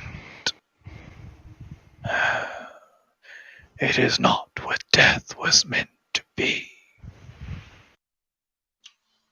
I mean, it sounds like you genuinely want these souls to rest. Wouldn't that rest be more peaceful if they were able to accomplish what they needed to before dying? Death comes in all forms, and the rest I offer is not fulfillment. You and the others may think it cruel. Someone taken before their time. But at the end of it all, they rest. It does not matter their deeds. It does not matter their creed. Their souls are gone. Not to be reused. Not to be shoved back into hollow shells. They are to be gone. Scattered. Purified. So that room may be made for those to come anew. Otherwise, the rot sets in, and everything falls apart in time.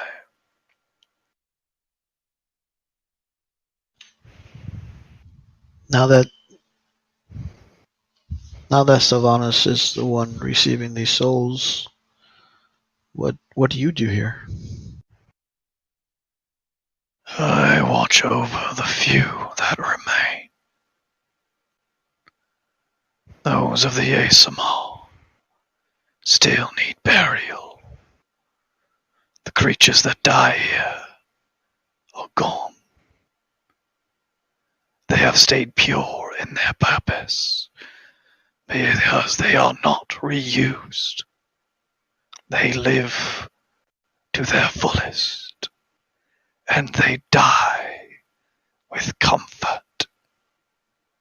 They will not return, and so they seek what they can in life. However,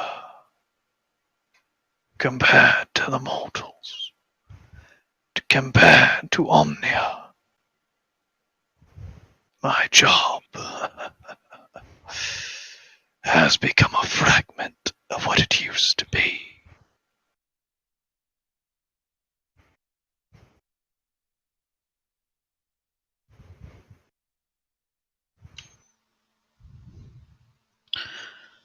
I kind of just tap on the little string on my chest. I'm like, am I free to go here? Of course. As I said, you may feel that I am cruel, heartless, to wish for the utter end of life. But I have seen a world without death. Creatures of broken bodies and minds with no relief. That was a hell of Sylvanas' making. I created peace. If you seek to tamper with life and death, understand, death can be one's goal, and continued life can be a cruelty beyond compare.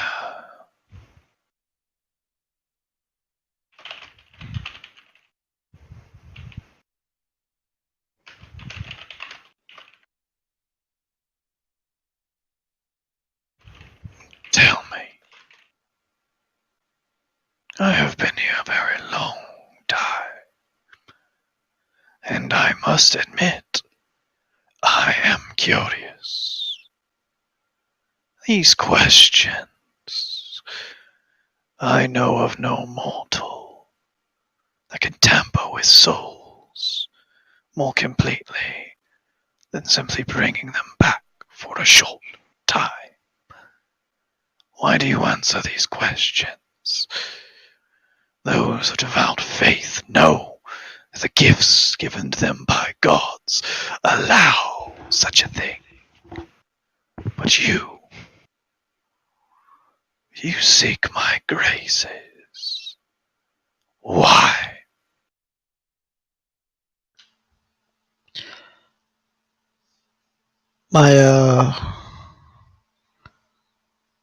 My goals are,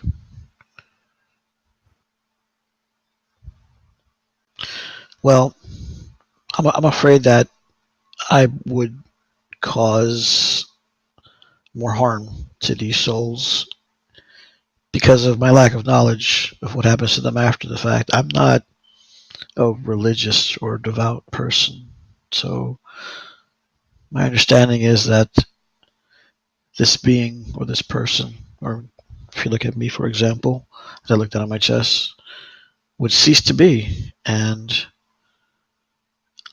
I'm looking to find a way to prevent that a little longer.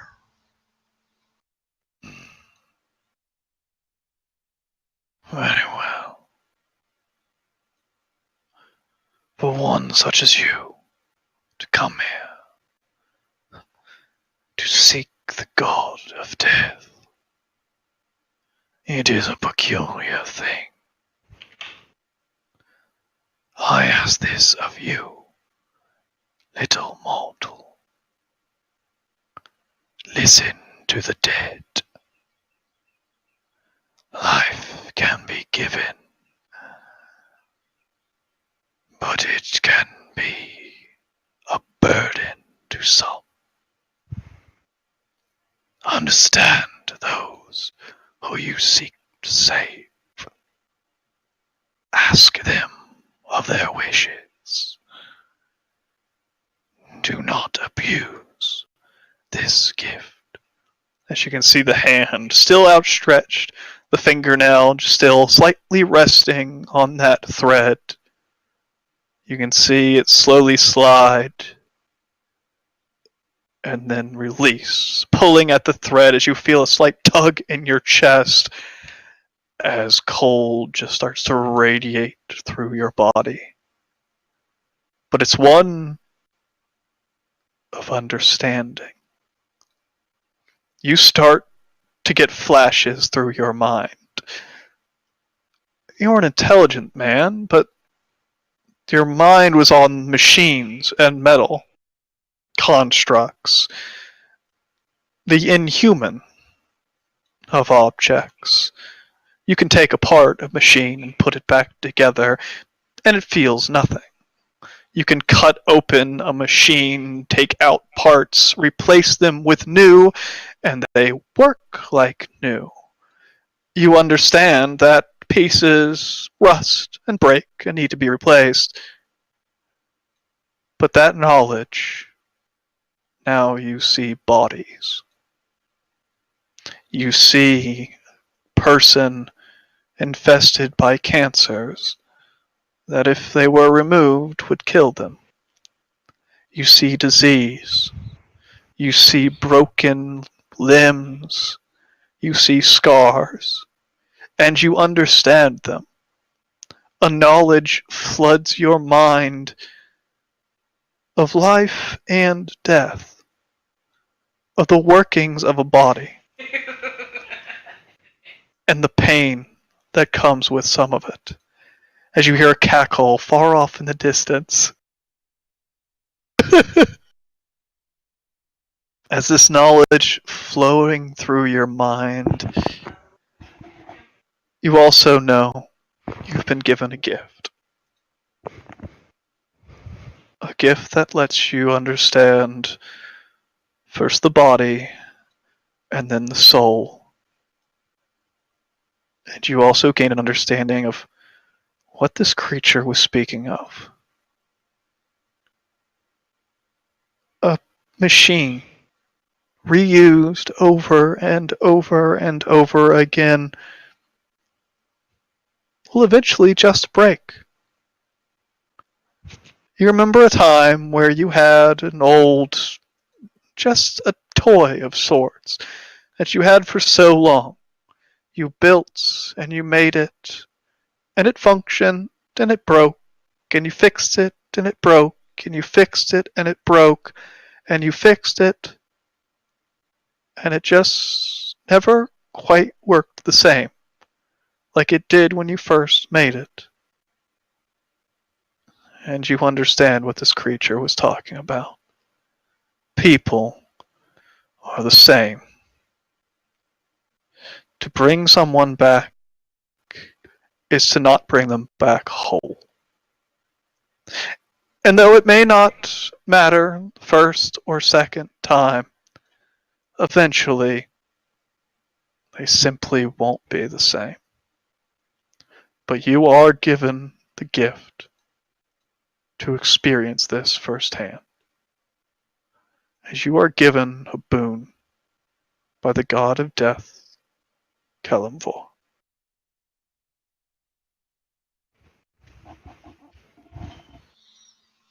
I'm now Dr. Coyle. I've gotten my doctorate. Oh yeah.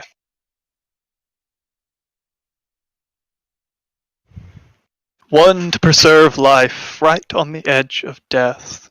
One to speak to the dead, to understand them before you make a choice. And one to reach out and touch that life with your own hands. That you are the source, and you cannot escape what you are doing. It is your choice how you use that. Cool. I'm going to very wearily nod at Big Mr. Ghostly Man and start walking my way back out. Or at least what I think is the way back out. Yeah, as soon as you turn around, you see the passage before you. You could have sworn a second ago you looked all around and you didn't see it, but as you nod and just start to turn, sure enough, like a tunnel built inside of a mountain, right?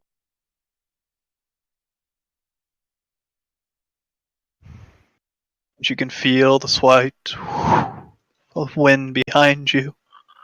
Looking back, the figure is.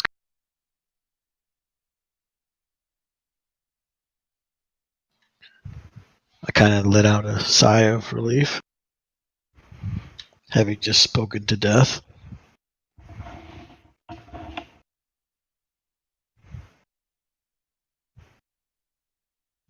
Alright. So you start to walk back. And who wants to go next? Got about halfway through our God Talk. Yolder round 2. Yeah, go away, Jordan. I'm falling asleep. I want to go. Alright. Alright, Toman and Cinder actually going together. We're off to see the Mistra. Yeah. As you guys, a little bit of a recap. Walking down this pathway together, as you start to walk, you start to see books upon tables, upon shelves, boards with scrawlings of chalk upon them. You see globes, but the globes don't picture the world, not that you know it. It's strange formulae. Strange metal contraptions sort of hinge off the side of them, making crazy circles and figures in the air about them. As Toman, you start to recognize formula for magic and spells. All little calculations, graphs and pictures, diagrams of all things. As you walk through this area, the hallway opens up into a gigantic room. Stairs leading upwards, tables laid out before you. Seems like looks to be a large study of sorts, with again more strange contraptions, large triangles made of what look like almost transparent jade of sorts that hover slightly in the air. You can see strange bubbles that just float above you, slight purple tinge to them of magic. The entire area seems to be in motion. Everywhere you look, something seems to be slightly moving on its own. Magic just coursing through the air. As you walk on, you eventually come to what looks like a large spiral staircase leading upwards, and before it, one of these gigantic pyramids of what looks like transparent, almost glass of sorts, But on the surface, it has more sketchings and drawings, as these sketchings seem to change constantly. And then you see motion off to the right of your vision. Up some stairs, you see a woman start to descend, stepping cautiously downstairs in your direction. She's robed in beautiful white robes, and you can see on her skin actually looks bluish. Mistra, the image you saw did not quite look this way, but you can feel it, the presence of this creature walking down these steps before you. As she descends onto a small platform, raising her head, and you can see her standing, her eyes alight with blue light, and you can see strange circles within her eyes. And all around her you see look like small scrimshaw pieces of wood with more of these arcane scribblings around them that seem to just float behind her head. Ah, Toma, my visage spoke of you. She descends further, crossing the floor as she approaches you, but stands about 10 feet or so before you. And one of your companions. Hi, Mr. Yes, this is this guy here, Cinder.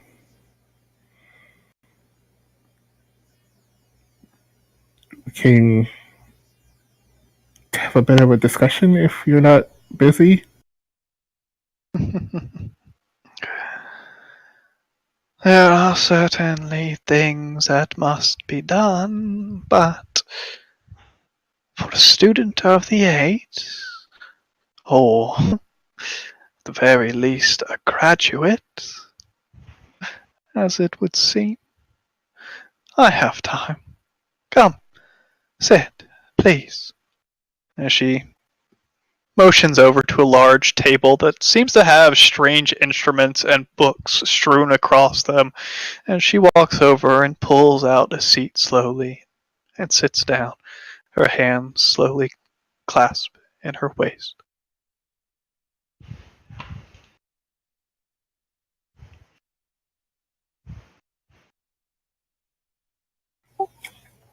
I guess I should just start by saying, first of all, your image doesn't really match your actual appearance.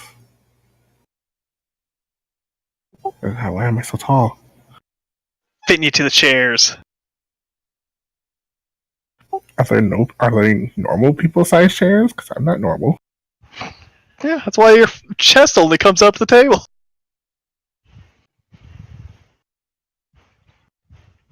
Well, my visage was created by the eight. I suppose they wanted something a little bit more mundane. Those that come here for the first time, well, they can be lost in it all.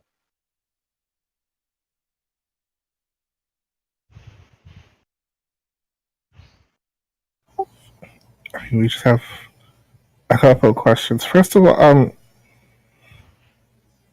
what exactly is going on in Elysium? I mean, Helea kind of told us in her own Lannister-esque way, but I was hoping you could give me a better explanation. I do not know what Alea spoke to you of, but yes, Elysium has certainly fallen on hard times of late since we retreated here, We wished for the ramparts to stay strong, filled with allies that could hold. But we also knew that pandemonium was needed. We did not foresee how much the war would continue. We retreated from Omnia long ago because the forces of the demons and devils, well, were cut away. And for them not to return, we decided to leave ourselves. But we did not realize how quickly they would recover, how fervently they would pursue us. We knew they would come, and so we offered a path, but they have clawed for every inch. And right at this moment, within pandemonium, I'm sad to say, they are at our doorstep. There is no immediate risk of them breaking into our walls, but pandemonium is becoming filled with them. We can do all we can to simply hold them back. That means Elysium, our Elysium, has been neglected of late, I'm afraid to say. And Omnia, it has been left to its own devices for a very long time.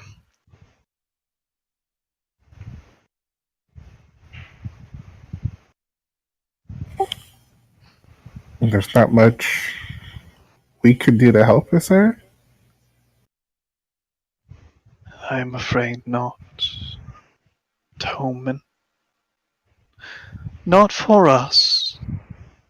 Not for Elysium. But Omnia, that is your home. And the forces that would claw their way into it can be cut away if certain things are done. I believe you understand why. The presence of Bane. We thought that his death would be enough to seal away his presence, to make his anger not affect the balance in all things. I suppose we were wrong. If he is to be reborn anew, there is little we gods can do to save Omnia. It will mean the battlefield will extend, and while we are here fighting to withstand their assault, well, it would be a terrible thing for Omnia if that horrible man were to return.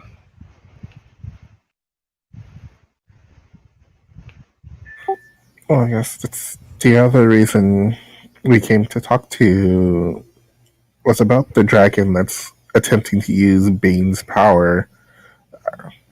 We were coming to see if we could get help from you and the other gods.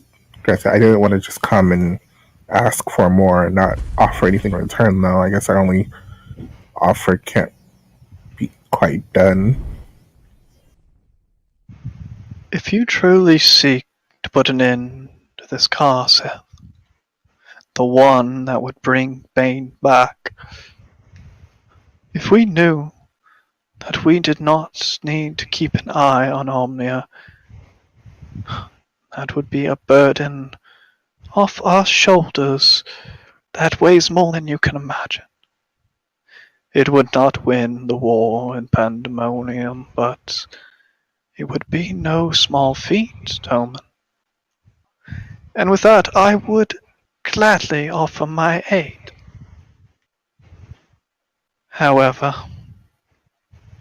as she sort of turns her head towards Cinder, sort of a side glance to you. As a graduate of the Eight, I would give you my aid freely. This one. You are already split. I can see that easily enough. Torn between two already. For there to be another, I'm afraid that would invite oblivion upon your body and soul.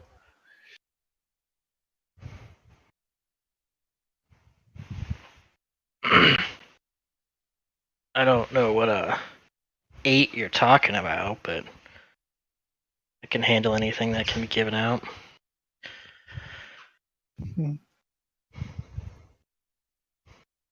I'm afraid that is not the case. The flame that burns within you, it is powerful magic. That's true. It is not born of Omnia. It was born from the plane of fire itself. And then there is the other. I could aid you with that flame, but that other, I can see it eyeing me thirstily. I can see its gaze. I can feel its hunger. That thing resides within you.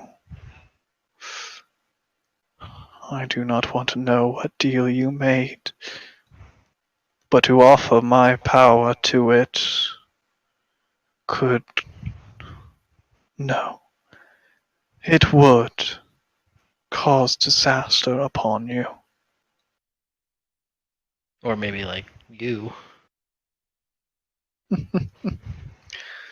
Possibly us all. That creature is young. Old to your kind, but most likely born anew from the corruption of Omnia. But that does not mean that it is weak. Understand. That thing within you, it holds great power.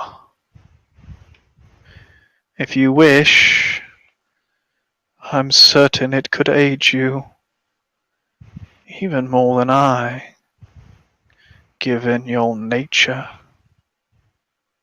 But that is inviting something foul within you. It is your choice. Your magic is not like mine. It was given and stored within your very being. Or the one that Tolman uses is learned. Formula. It is something of the world that is understood. I could certainly mold your magic to be something different, but that which is within you would need to be purged. And such a thing would... It is not done easily. It would not be done painlessly, and it would take a very long time to recover and relearn what you are. I don't think I need to trade one power for another. I think what I have is just fine. Very well. Toman. I can give you my hate. From what you already have, it will be a simple boon. The blessing of the Eight is already infused with my power, a gift upon that college, so that they would understand my essence. You hold such a thing, but your practice is somewhat different. You are not a student of abjuration or necromancy, nor any of the others. You wield your blades as you do your magic. It is a different sort, but I could aid you in such thing, if that is what you wish. Or I could give you a better understanding of one of the Eight. In time, you may be able to master them all.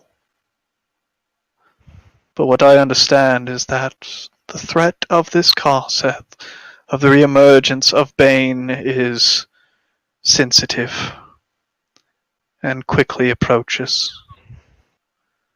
So I could only offer you one.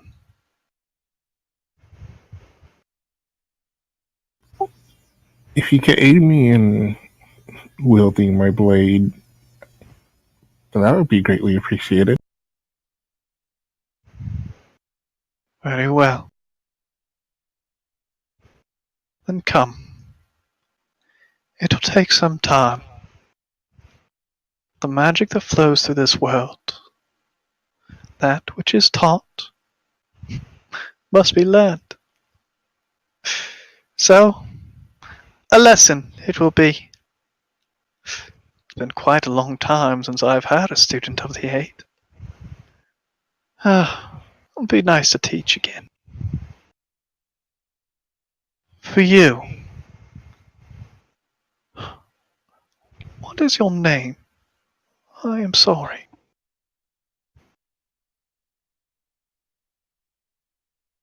She looks to you, Cinder. Oh. I'm Cinder. Cinder.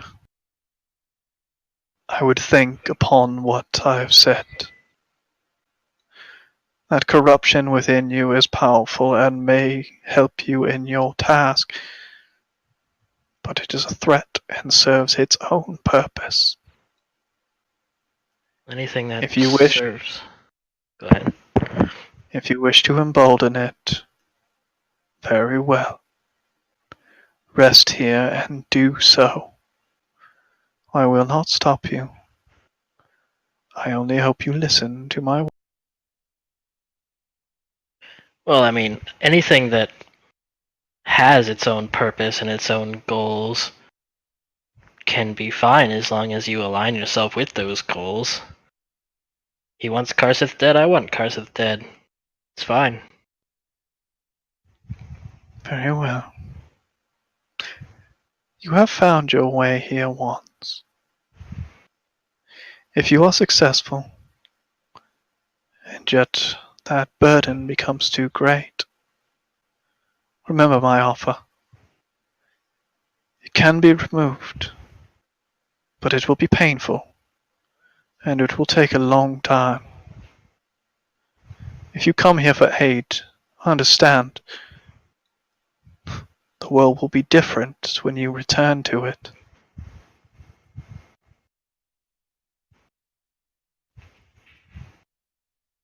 What do you mean, like time? Indeed. For that thing to be purged, you will need to be reborn anew. Well, I mean, if that ever happens, I mean, thanks for the offer, but I'm gonna hold on to as much power as I can hold on for as long as I can hold on to it. Very well.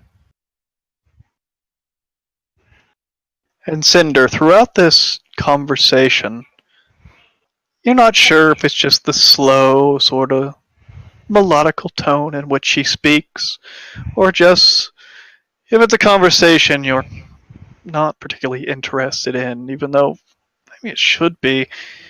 You feel a heaviness in your eyes, especially the one that houses that small little piece. You feel yourself getting tired. You feel her offer turning muddy in your mind, as almost after she says it, it's hard to even remember what she was just offering. Something about purging you or being reborn or something. It's all of a sudden your eyes are just so heavy. It is becoming almost impossible to keep your lids open. It's such fatigue that is washing over you.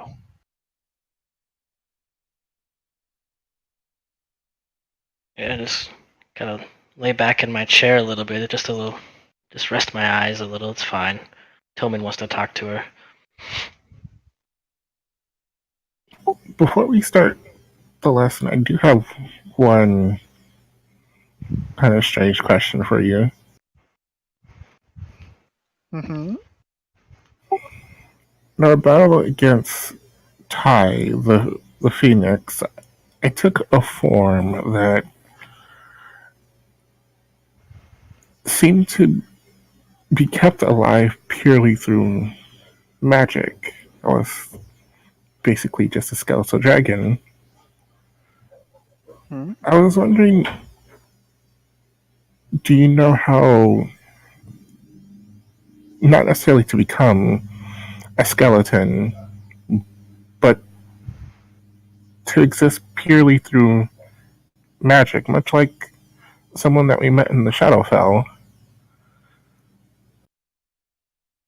You seek to avoid death, to be a creature that lives off magic itself. You seek lichdom.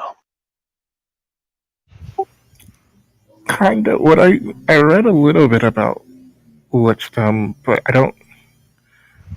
Apparently, it's through very dark and sacrificial magic, and I don't necessarily want to go down that route. It is a sad process.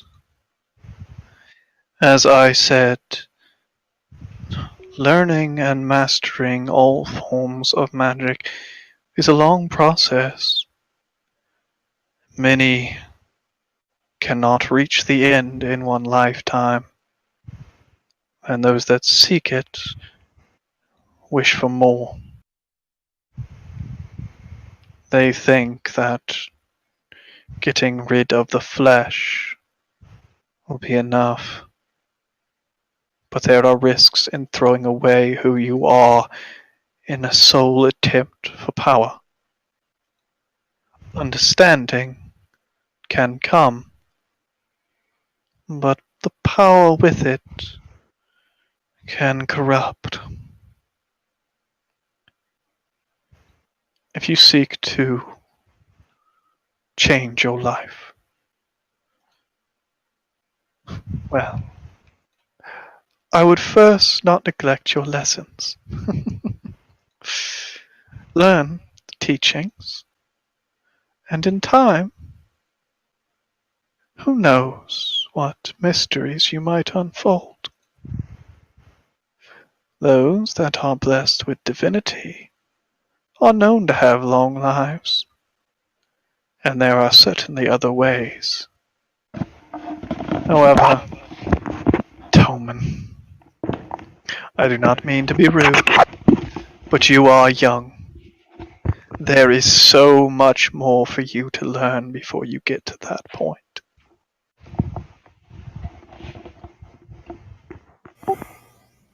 Understandable.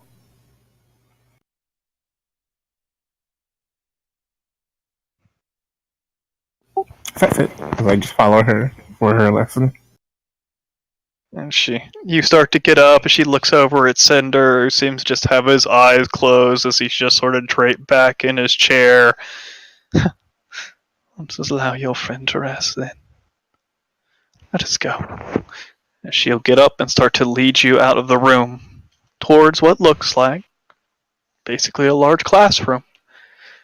As she walks over, takes up a small piece of chalk and starts to write on a board before you as the lesson begins. And the swiftness of her hand is somewhat majestic. It is like a teacher that knows the curriculum to the T. Everything is perfection. Everything she teaches is so crystal clear that there's no second guessing. Once she explains something to you, it simply clicks. You understand the flaws of what you were doing before. You understand what needs to be done. You understand how to do these things. And the amount of time that is taken to learn these things, there is a lot to learn. But it is not difficult. Your mind flows with it, and you certainly learn.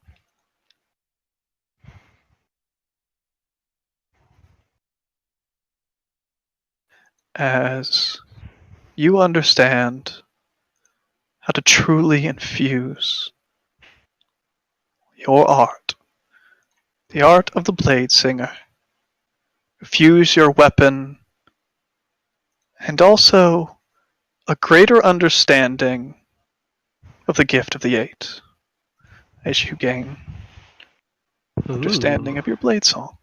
It moves. And it's got a GIF. Good fucking job.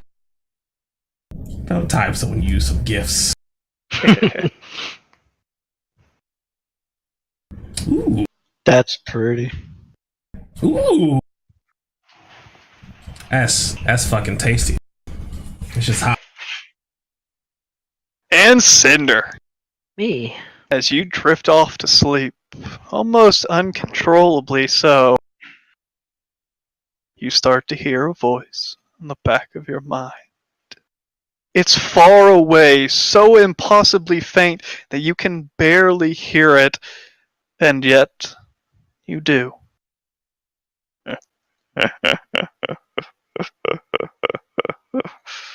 Well done. Well done.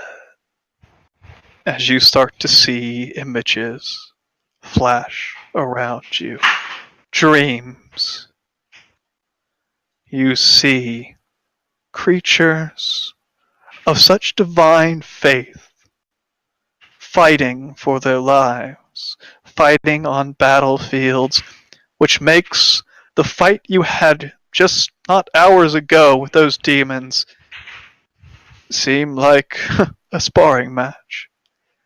Where there was one or two of those gigantic things of whip and wing, you see lines of them charging towards you.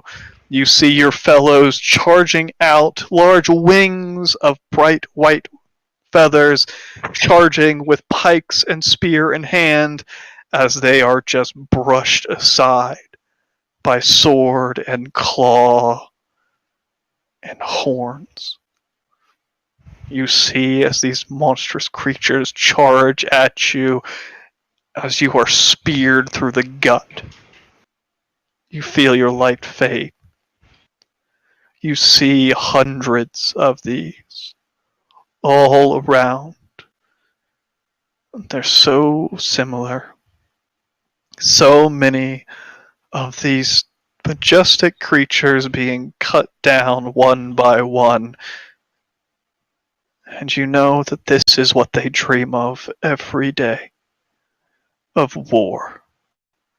Of nothing but war. And then you see something different. You feel yourself in a more natural form, strangely enough. Yet you feel your legs stretch, your wings enormous. You feel your claws scratching through stone. You feel your head rise as you walk out into the battlefield on four legs, wings outstretched, as your scales have changed. They are no longer that of red and darkness. They are that of a brilliant platinum. and then you hear it in your mind. Who are you? A second voice, drowning out that first. As you feel like you're speaking to yourself, as the voice radiates through your own mouth, but you know it's addressing you. Who are you? Speak. That would invade my mind. I'm Cinder. You crawl into my dreams, Cinder. Do you know what sin this is? I go where I please. You gonna stop me? I would tear you to cinders itself. Take your name and make it true. My breath would cut you down to nothing. But why are you here? Why do you invade my mind, my dreams? Let me take my ease of rest. Such is the nature of my power. I feed off your nightmares.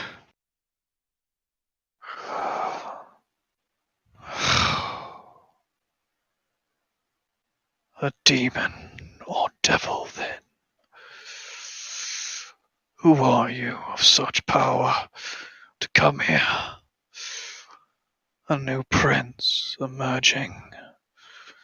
How dare you?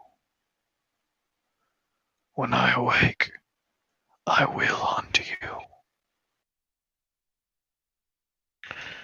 Well, I've been hunted before, and being hunted now, an additional creature like yourself is not going to add on to my burden. It's just another on the list that I'll take down and take their power when I'm through.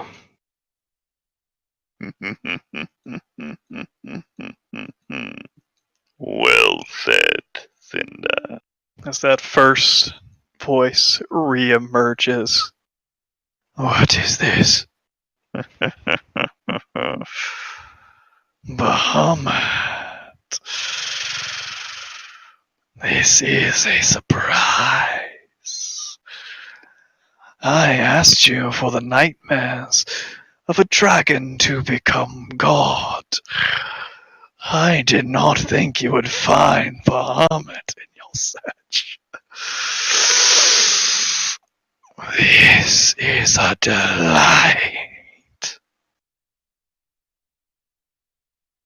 As you can feel yourself looking back and forth, the swaying neck and head of this monstrous beast that you now inhabit. You can see eyes darting back and forth, trying to look for the source of this cackling voice. Another. Begone, demons and devils. No. You're something older than that, aren't you? What are you? How dare you bring this here? Cinder. How dare you?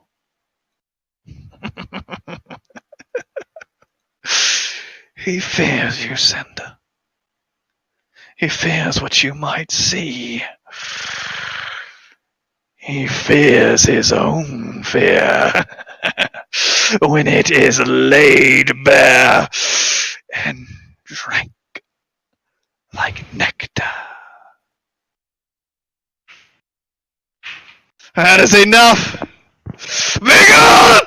As you just hear the screech in your mind, and you felt the scragglings of those before, those that you've invaded their minds, those that have maybe sensed something was wrong and tried to force you out, but they were always so weak. But not this. Once his mind was put to it, once the questions were asked and answered, and apparently Bahamut wanted no longer you in its presence, you were forced out. But you're left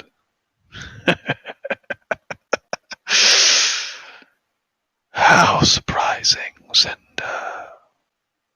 How very surprising. Very well. The deal has been made, so my price will be paid.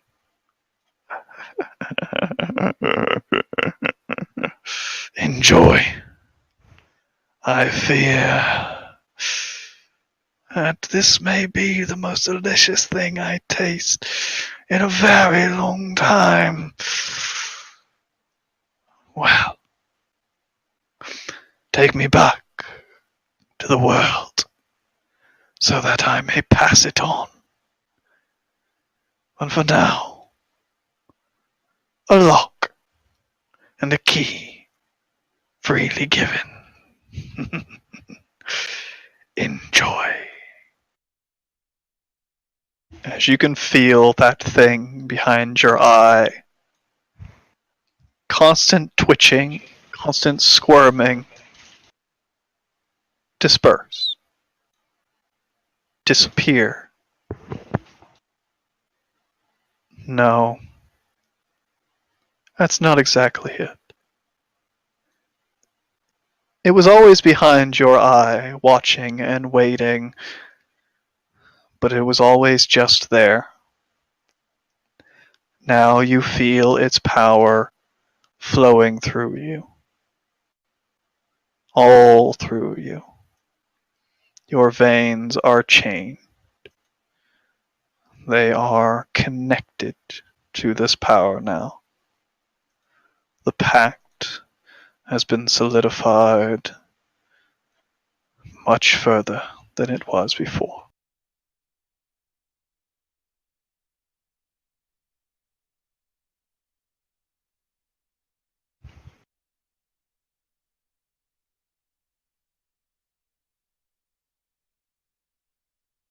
As your pact changes.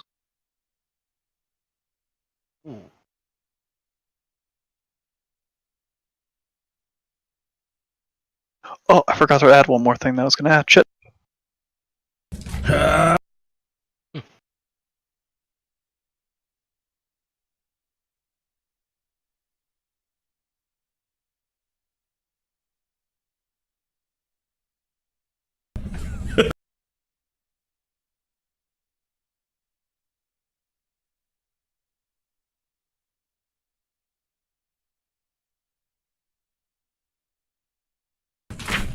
That image is pretty fitting. There we go. There's the second part of it.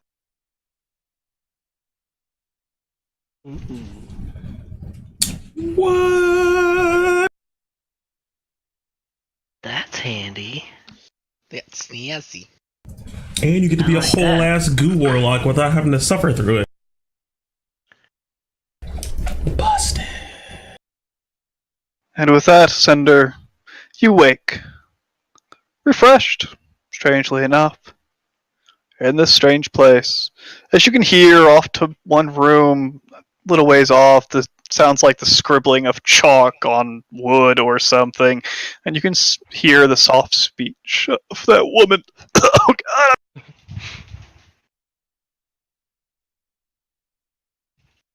As it seems like your lesson has come to an end. As I need to go get something to drink. I'll be right back. Thankfully, Brendan has plenty to drink, with Arts and Coffee being the official sponsor of Flyhead Gaming. He has plenty of wonderful coffee flavors to drink, like strawberry cheesecake, or, what is this, peanut butter cup. Be sure to check out artsandcoffee.com and use promo code LION10 to get yourself a sweet discount and help support the channel. I hope you all are enjoying this. Oh, wait, that looks like some really good coffee you're drinking there. What flavor? Yeah, Arts and Coffee, maybe not the producers of Propel Water, but it's berry. I bet they have a berry coffee somewhere. I mean, technically speaking, coffee comes from berries. So, I'll believe you. as I wake up and I look around and I can see he's still having his lesson and there's equations everywhere and I'm a little less interested than I was before and a little more content at my own path and my own way of power, and kind of just now that as I'm gaining the strength I've always wanted, I'm kind of content with the way I'm doing things and less envious of other paths. All right. Yes. Seems like covered everyone except for. Seems like Yolder has some more stops. Yeah, this is gotta go a Christmas list here. Yeah, there's a few stops on here. Just a few. All right, where you going? Well, of course, I'm going to heed the word of my god and pay a visit to the Grey Wise Woman. As you walk out of that strange little corridor leading to Mrs. Forge, heading back into that large throne room. I'm a little gassy.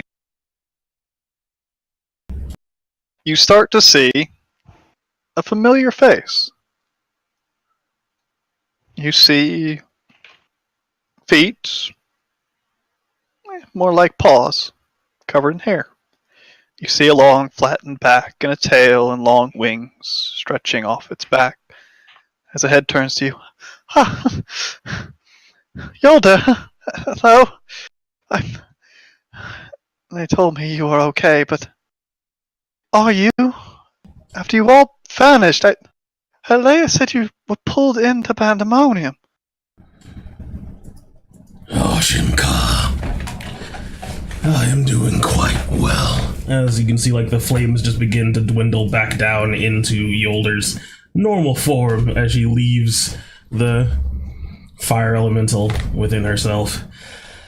It was quite the battle we faced, but we managed to make our way out. Thank the gods. I have to thank you, Yolda.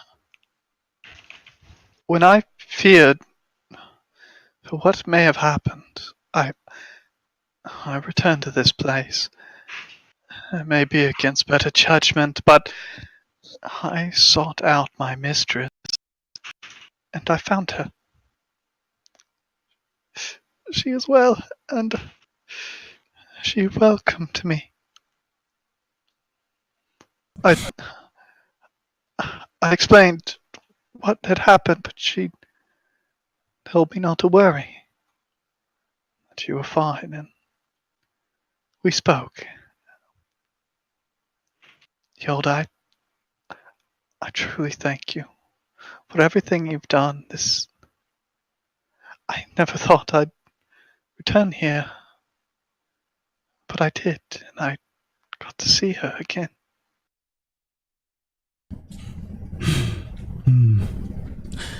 Well, you can do anything if you put your mind to it, and I know I was dead set on coming here. Come, walk with me, my friend. There are other divine that I wish to speak with, and I am sure your presence should offer no offense. Very well. I could guide your path. Who are you seeking? Next is Athena. Let's see, she just sort of stops. Oh.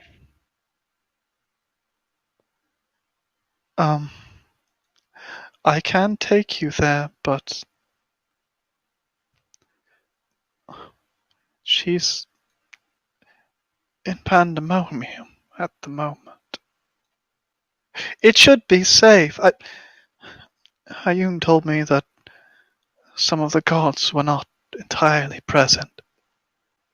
They are in the mirror of this place, holding it and protecting it, and Athena marshals their forces.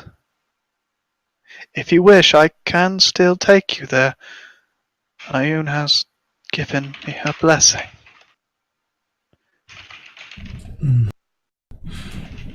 I would wager that Bahamut is there as well. That's right. Well, then let us be quick, like the wind. Very well. She walks over to one of the thrones and puts a large pawed hand on the stone. As it opens, you can see instead of that dark corridor, it is bathed in red light. As you can just feel the distaste of this place. It just feels wrong. Like a place that has been abandoned for so long and left to fester. It is unpleasantness. Shall we go? Indeed. Instead of kind of taking the sort of leading my step with my staff, I sort of kind of shift myself into kind of being on edge, on alert, and just put my staff in its slot on my armor and keep my head on a swivel. As you walk down this pathway, it extends for quite a ways, and you realize that you're walking through a corridor that you saw before, coming into this place, and yet you see the banisters hanging off the walls are torn and battered. You can see the stonework has been broken. You can see statues that were there, glorious when you entered this place. Some of them are shattered, broken to pieces. As you can see, far within, upon not so much a throne, but just a seat on the far side, surrounded by maybe 20 or so of these winged individuals. You hear speaking, but this woman stands in the midst of them. You also hear off to one side something large turning. You can hear the crunch of stone, the sliding of what sounds like metal upon stone. And as you start to approach, you see this woman far away catch your eye. As she waves a hand, and the people around her disperse. As you start to approach, as Hashim Ka bows her head and takes a step back and lets you walk on your own as you walk down this hallway. Oh god, let me zoom out. But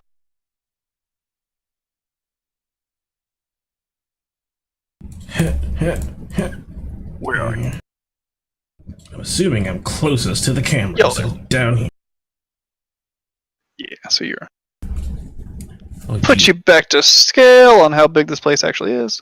Ah, okay. I was like, wow, this place is huge. As this woman as you start to approach, she seems to be of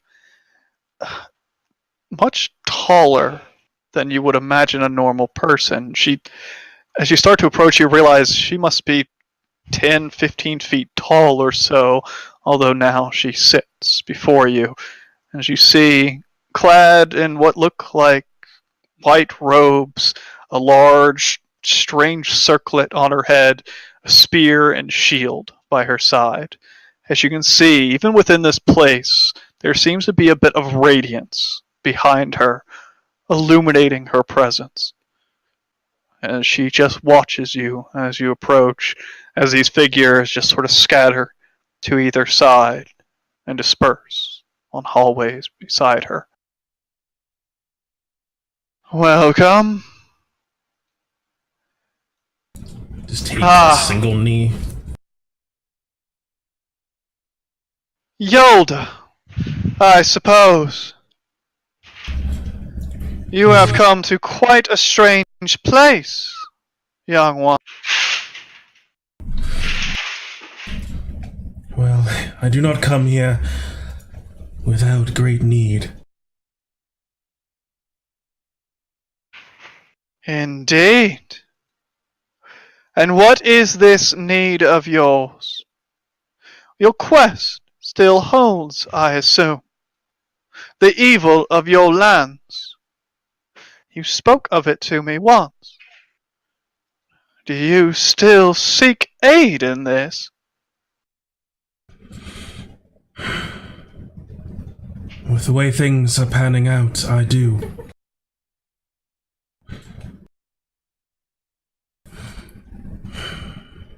Our greatest And the foe. gifts of Hephaestus were not enough? The gifts of Hephaestus are tools which, with skilled hand, can be wielded wielded for their purpose. But my greatest tool I find lacking in what it is I need to get done.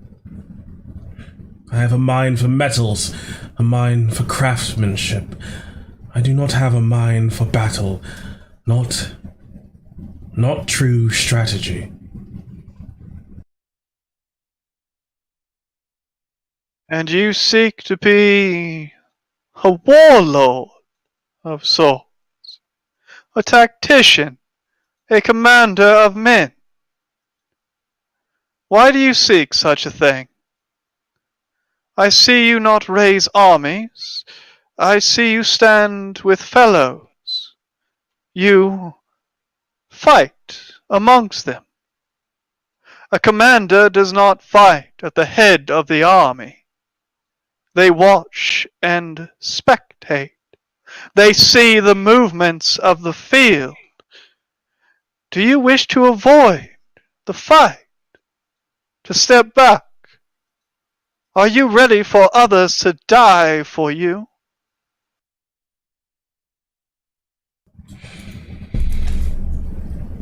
I am not willing to not be on the front lines. But I have accepted that death is a necessary step towards victory in this. That is a requirement, to be sure. And so, you wish for my teachings, then, to command? Or do you wish me to show you what you are becoming?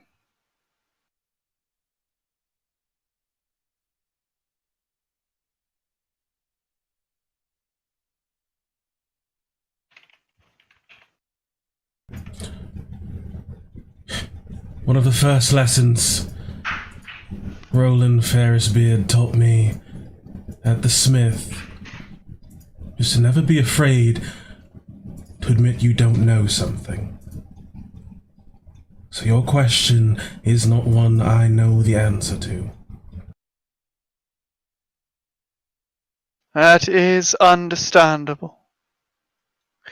It is hard to know what one truly is until it has happened.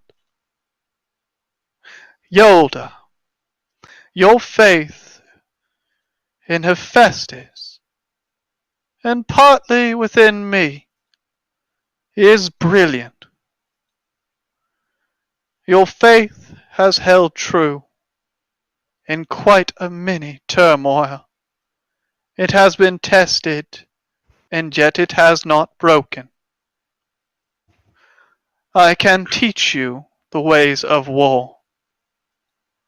But the war you fight will need you at its helm, not standing amongst generals, not planning and plotting, not securing lines of transport or aid. Your power will be needed at the spear point.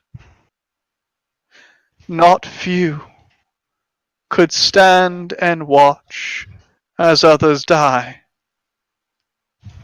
But there are very few that can lead the charge and come out victorious.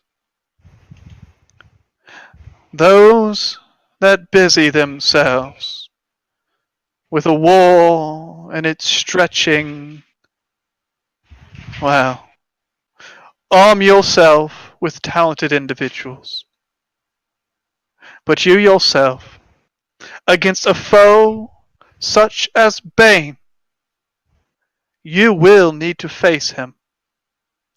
You will need to strike him down, for there are no others. Your land, Omnia, they were gifted with abilities, but so many of them are squandered. So many of them cease to grow. You are a seed that has been nourished and has fought for what it has. You have a responsibility now to use that ability, to fight, to bring victory.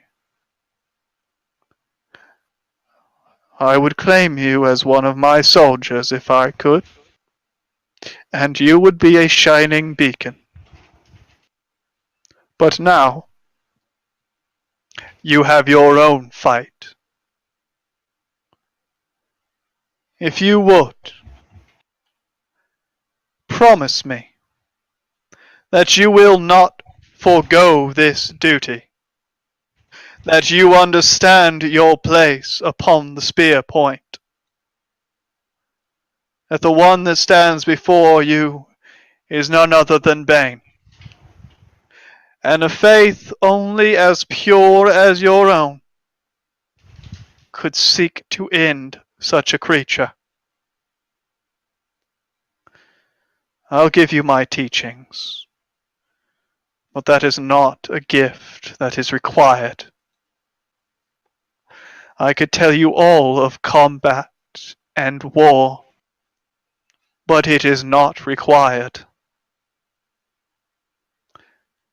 You must simply fight with all of your heart. You must simply win with all of your conviction.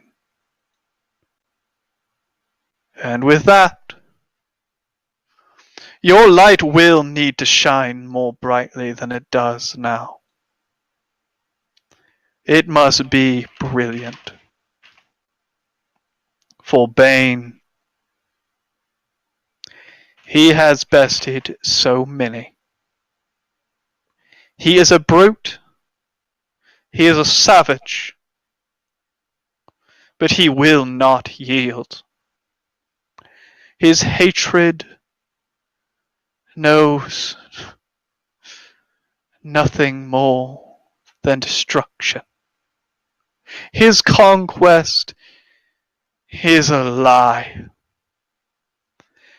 He would see the world turn to ruin. He would see those conquered before him dead, so that they could never revolt. His rule is wrong, and you must end it before he truly becomes what he once was. The one that took up his mantle must fall. Hephaestus, he let your abilities grow. He gave you gifts. And for your belief in me, I will as well. Come, kneel before me. She motions a hand to approach her.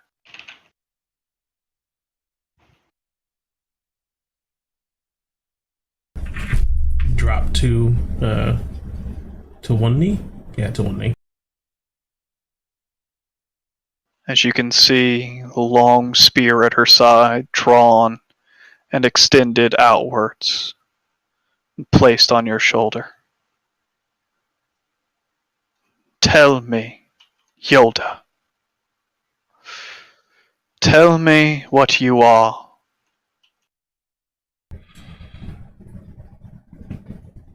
I am a beacon. I am the point of the spear that will crush and pierce Bane's heart. And you do so with a radiant light. Walk forward, Yolda, with your head held high.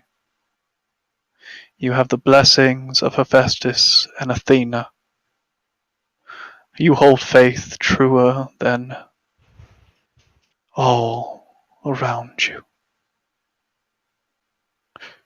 You have a purpose. You have my order. Fulfill it. And once it is done, find a new purpose. If you wish, return to me, and new orders will be given, or be fulfilled. You mortals will given this chance. Think upon it. But your duty for now is set.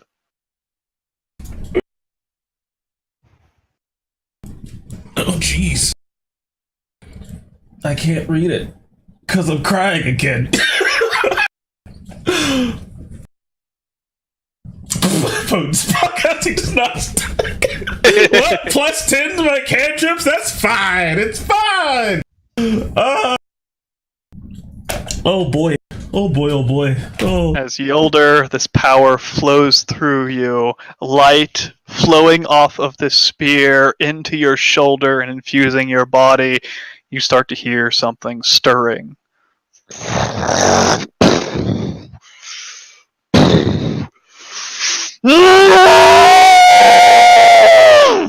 As a howl comes off through this hall, as you can see white scales and wings barreling down the hall.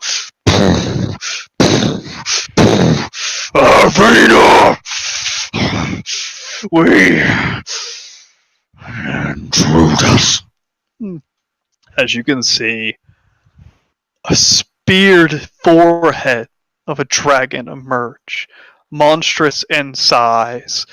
It seems like it is ducking through these corridors at its approaches as its eyes fall on you. Who is this? You see a gigantic white dragon standing before you.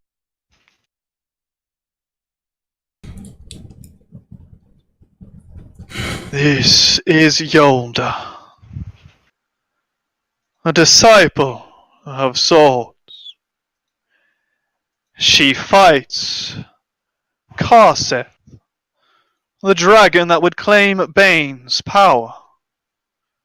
I have told you of her before.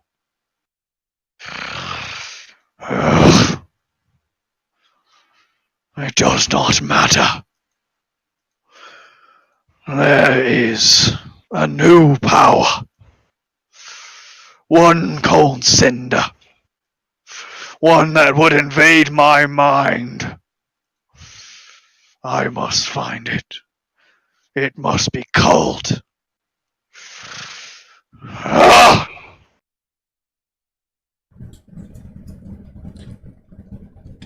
Did you... Did you say Cinder? Head. Yes. What do you know, human? I only know. As he just approaches you, large claws slamming into the ground before you. As his form almost seems to swell, as you can feel and hear the crunching of stone all around him, as his presence just gets gigantic within your view. What do you know? As you feel the weight starting to weigh on your shoulders, that hostility aimed in your direction. What do I know of Bahamut's domain? You know Bahamut is somewhat of a benevolent ruler of basically of war, but of noble war. He is a follower of Tyr, one of Tyr's creations. He was one of the dragons that was formed. He was not an original god. He was simply a dragon that fought in the war, that became of great strength, great knowledge, great nobility. He is sort of a symbol of regality, of somewhat of beauty in the face of horrible things. He is known to cut swaths through the battlefield and be a symbol of glory, basically. He follows the tenets of Tyr, of justice and lawfulness, but of basically fighting for what is right. He is a protector of the weak. He is a symbol for the good of the world, but through strength, through overpowering strength, to the point where he does not speak to the fell of the world and try to convince them. He is known and feared by evil, and known as a hero to those who would want his presence. He is basically a symbol of a hero of sorts. He would fight side by side with Torm, and they were known to be somewhat equal. So definitely like red-white. Of sort, yeah. Okay. A lot of wrath behind that noble war.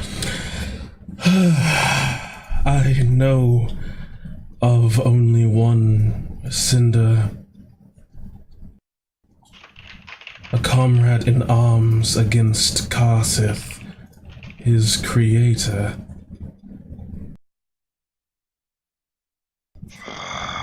But you say he has invaded your mind?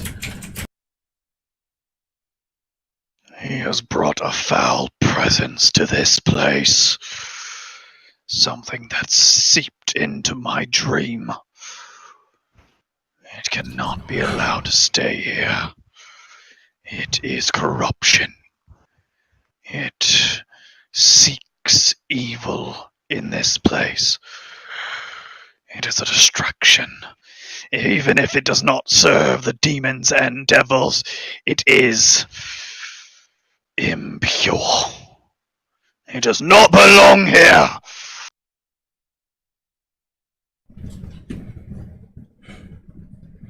You are,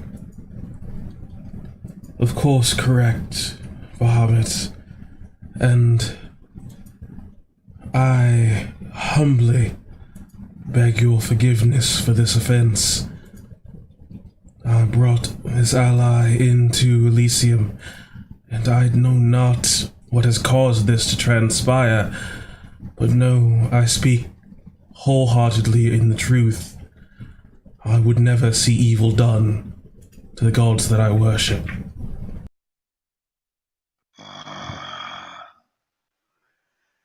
Your ally. You can see his head turn to Athena as she just stands and watches, somewhat stoic pose. She gives the gigantic dragon just a nod of her head, closing her eyes.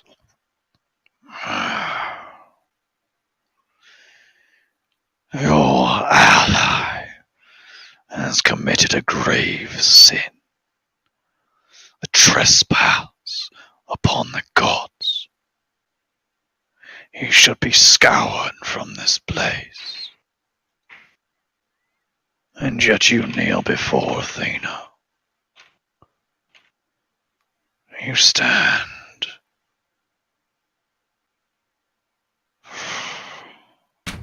mortal in this place, and human, no doubt. Of all of our creations, it was human. What of your ally? What is he? He is human and dragon made manifest.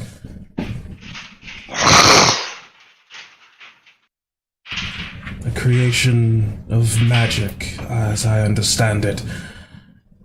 One who hates his creator above anything else, and has gone to great lengths to acquire the power necessary to stop him, Karsith. It sounds as though he has accepted a darker power into himself, but it has not caused him before to do anything that I could not tolerate as a person of law and goodness. If he has sinned, if he has trespassed against you, as you say, I beg you for mercy on his soul, and will bear the full weight of any fitting punishment.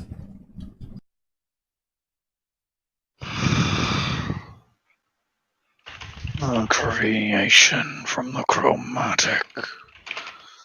For my kind would not be tempted by such a thing. Athena has given you your duty, and I will not go against her order, but tell your ally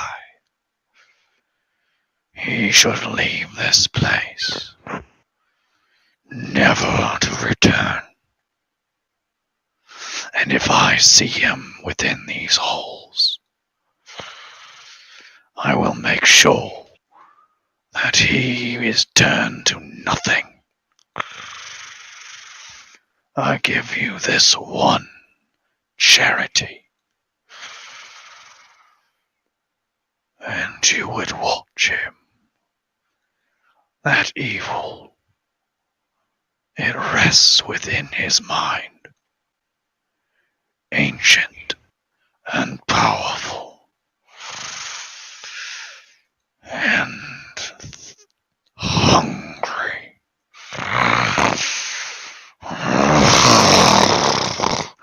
As you can see him turn, his long tail just crunching up against the wall as the walls just start to shake with his presence as he just as he returns down a side corridor, returning from whence he came.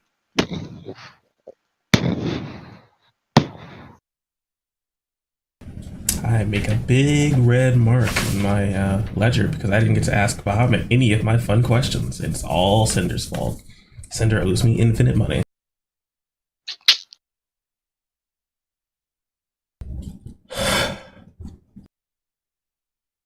Your allies seem to be of a different sort of yours, Yolda.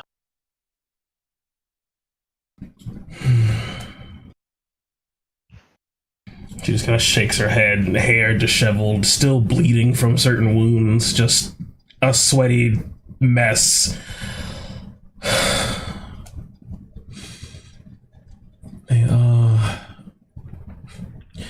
They are the best people to fight alongside in this.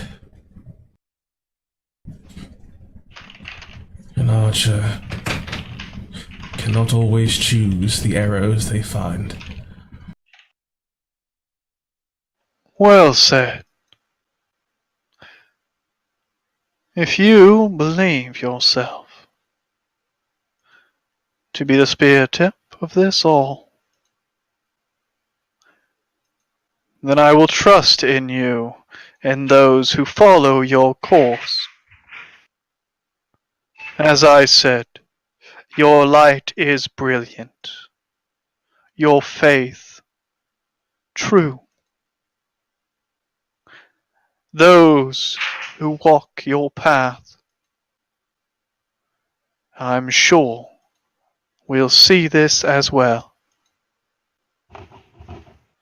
We do not pick every soldier within our armies, but they fight for us nonetheless.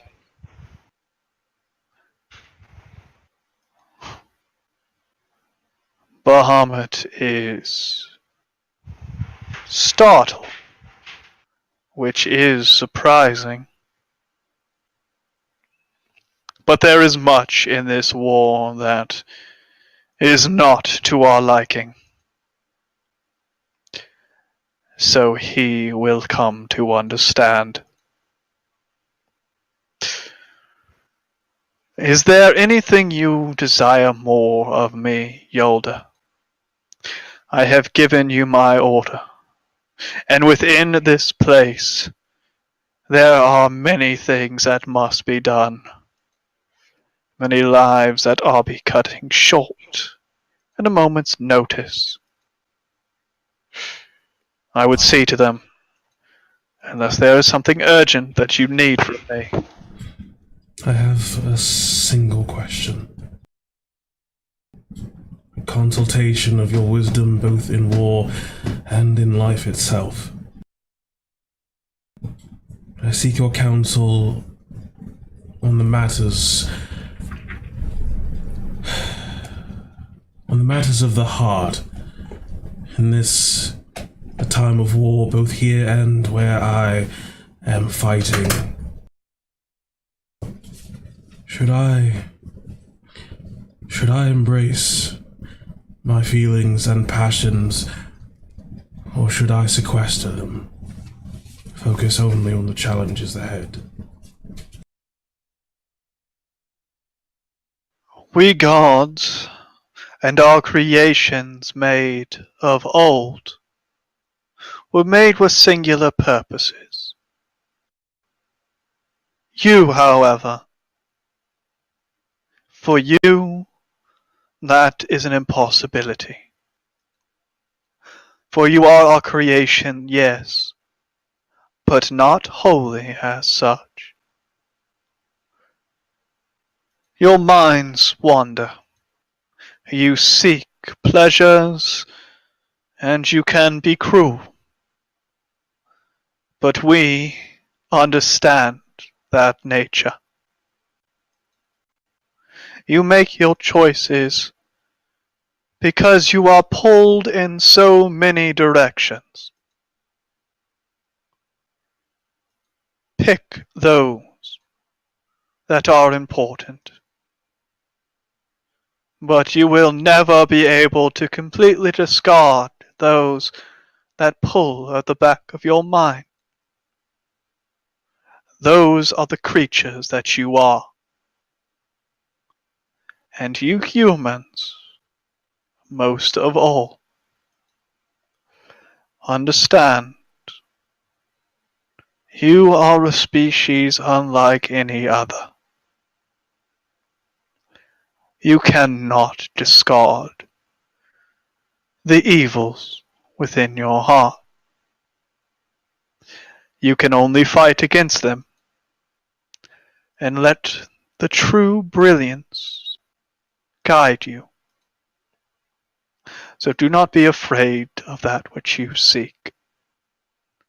Become distracted if you must, but never forget your purpose, whatever that may be. My order is given, but you are made of so many things, and I expect you to err. But I also expect you to succeed above all else.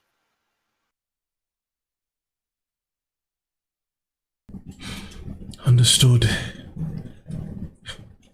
Though your answer has given me inspiration and joy, it has led me to a simple, short, hopefully second and final question as Yulda stands, brushing herself off. Hephaestus is nothing like I imagined. Majestic and magnificent, but I did not understand what it was he was made of.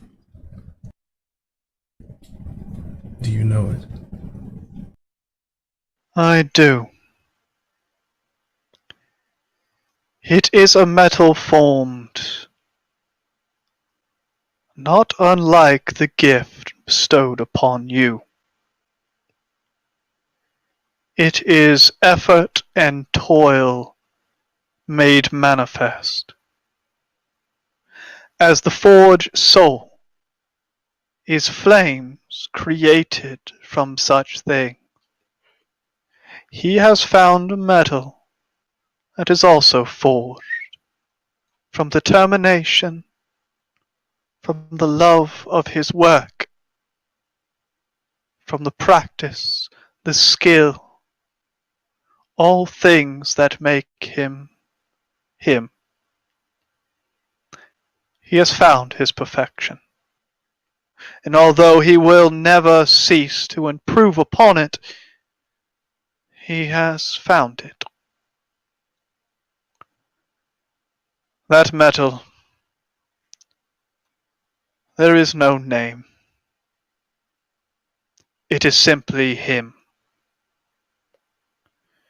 It has taken him a very long time to come to that form. And it may not be his last. For every perfection he finds, he will find anew.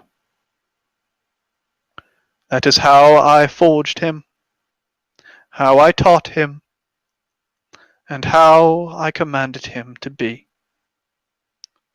He will never stop searching for that perfection, one after another.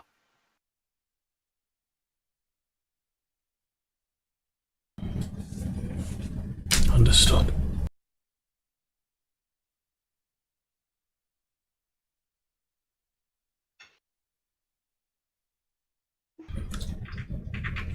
Her mind a mixture of thoughts.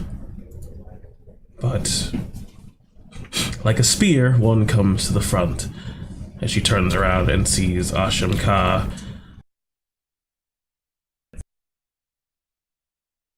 Asham Ka silently walks with you as you walk back out of this tunnel, as that strange uncomfortableness that was washed away in the present now starts to return as you walk through this corridor, but then relinquishes once again as you come back into that large throne room.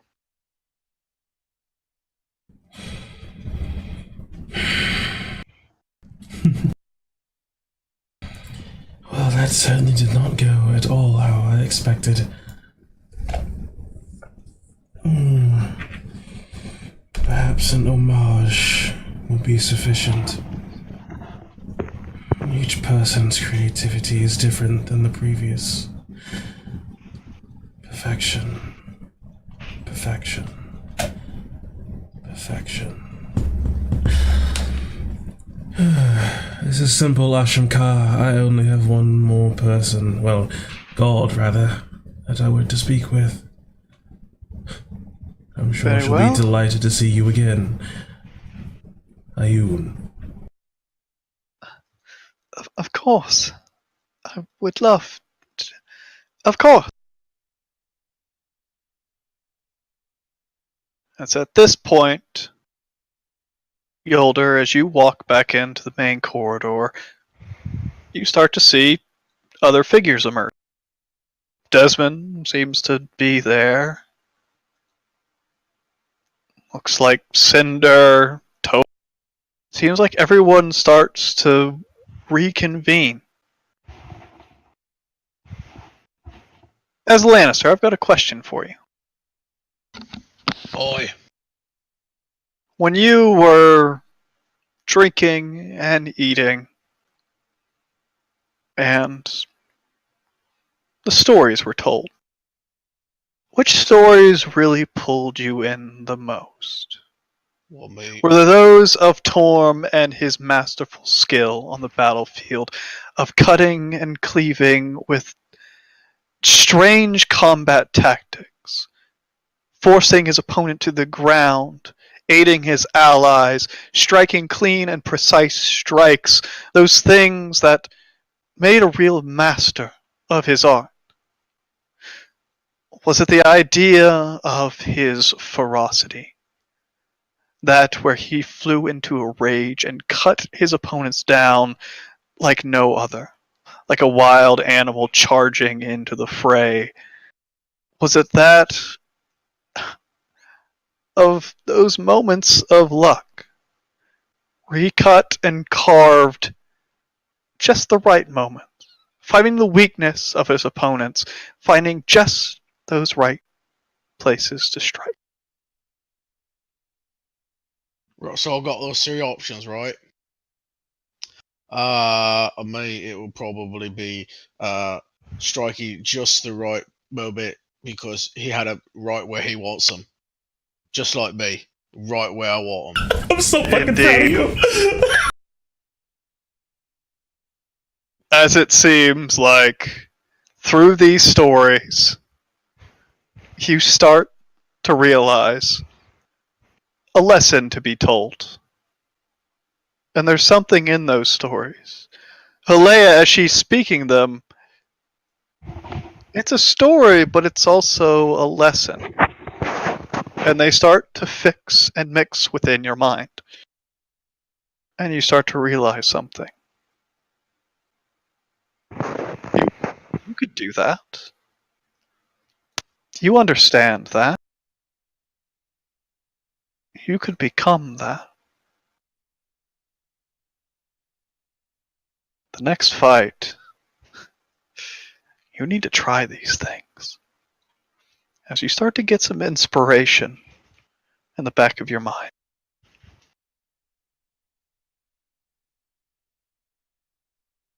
As you all start to reconvene back into the center chamber, as some of you got there a little bit before others, but Yolder, as you return with Ashim Ka, everyone is...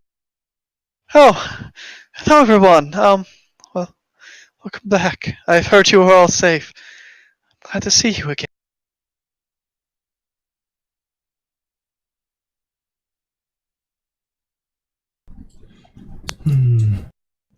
Your meeting with the gods has left you silent. An interesting turn of events.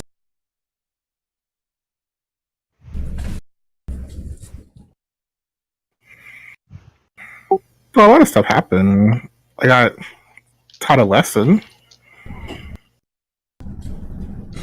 Someone taught you something. Well, it is Mistra.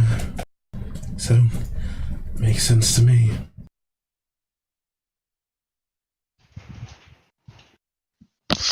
I mean, I learned how I can become a god. So you finally admitted? Well, I am a god, but like to become like a legit god, like with a room and everything and a throne. That's all he was missing, just the throne in the room. Yeah, I mean, that would have impressed me when I was a kid. Now, what separates them? Literally just this throne. I mean, You move here, you want a house here, that's your thing? Hearing the voice of Cinder, Yolder, for just a moment, begins to feel this flare-up inside of her of just anger, frustration, disappointment, a swell of emotions for her ally, all of them negative, but something seems to have changed. There is not this burst of flame coming out of the vents of her armor. She does not step forward with this impassioned abandon. She simply feels that flame become even and controlled.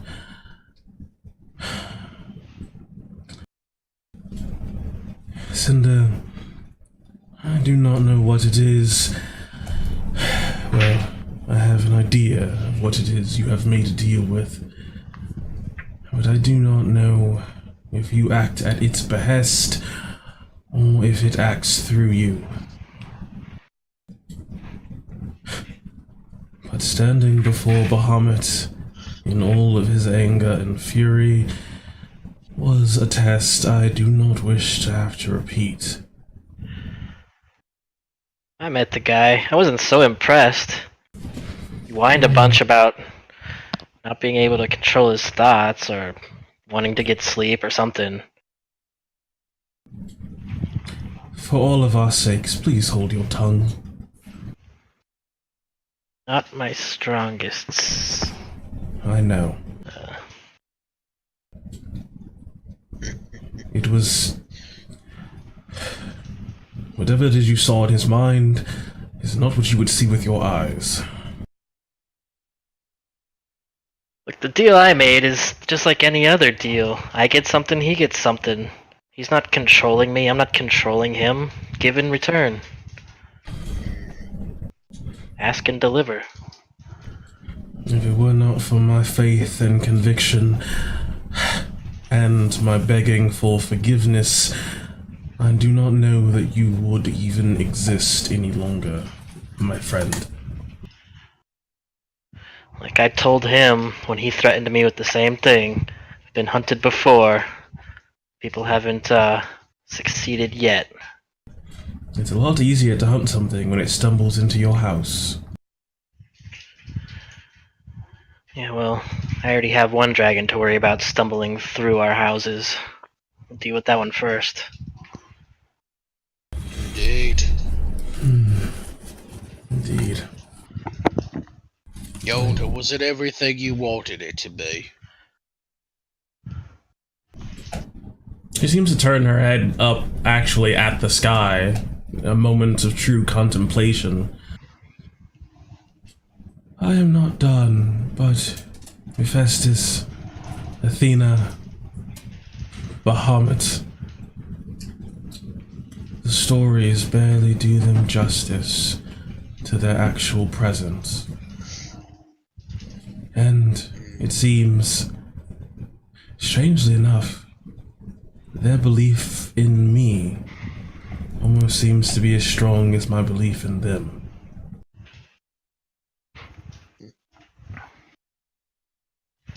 That's good.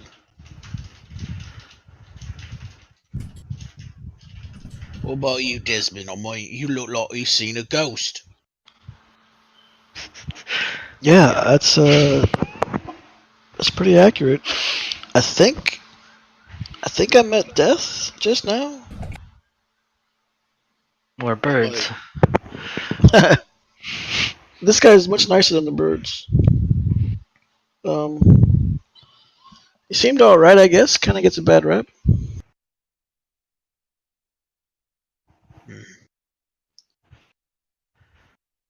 Well, If I may, Yoda was just speaking about wanting to go see my mistress. Would you like to join us? we'll go see Ayun. Yeah. I'll Did she lift your curse thing? Oh, to you, yes. And since you're already here, there's not much more reason to hide it all. I still should not share anything with others, though. What? She has allowed you to speak freely to us. Yes. I'm sure she would be happy to explain herself, too, if you have any questions. So wait, are you? What was she the god of again? Is it knowledge or Goddess power? of knowledge. Oh, perfect. I'll need to figure out how to get more power. Maybe she can tell me where godly items are. Probably all around you, Lannister. Well, I need to go and after we kill Karseth, I've got to come back here and kill Halea, and then I'm gonna be Tyr's right What? hand. Why are you? And Yolda, you were lecturing me. I mean, it's okay. Tyr said I could. Literally, the god of justice said I could. I think he really meant to kill her. Well, I'll be, take over. I have to fight her in epic combat. I don't have a skill check for this god.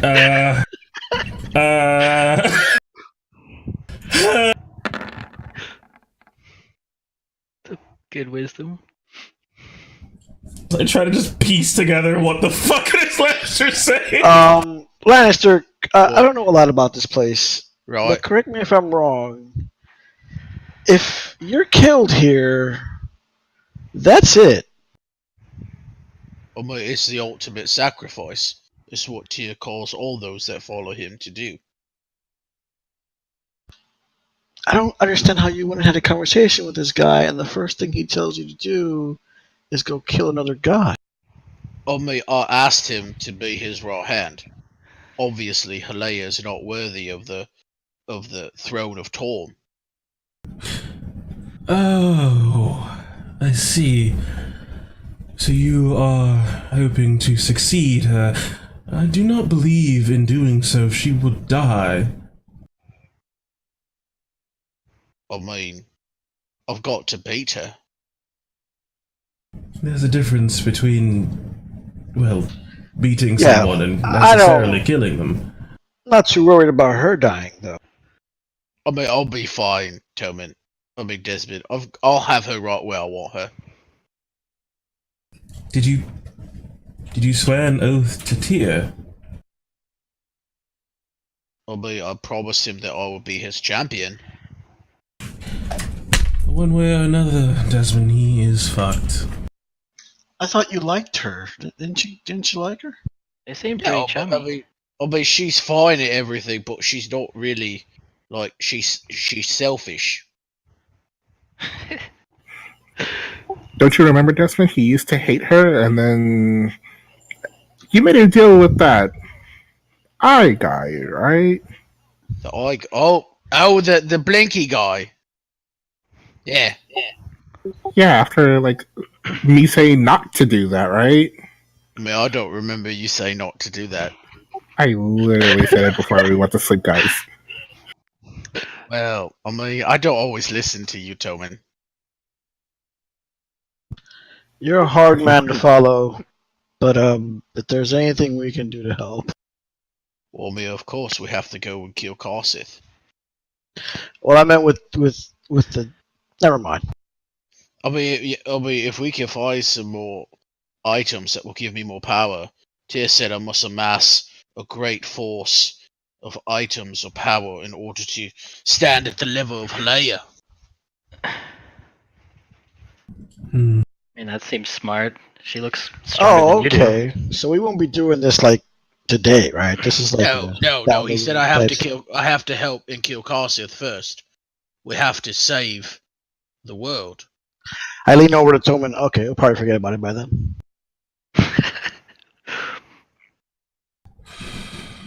I don't know. He hasn't forgot that he's a god until then, so. I mean, tell me, what did you learn from Mistra?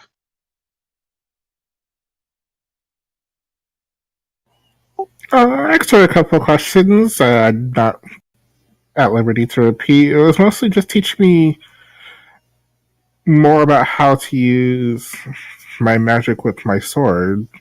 It's mostly what I do. Makes sense.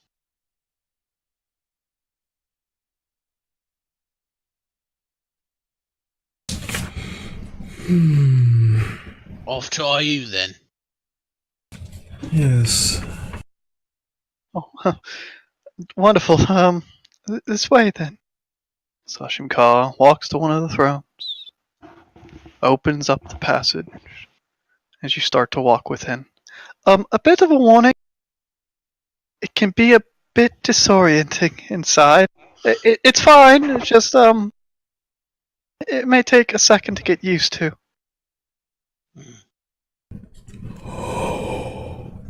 No. What? I got my eyes watering again. I just realized a question I have to ask God. But I'll save that for later. As you start to walk through this corridor, it is dark, and it starts to just glow ever so slightly, but it stays as if it was night. And eventually you see up above a sparkle in the sky.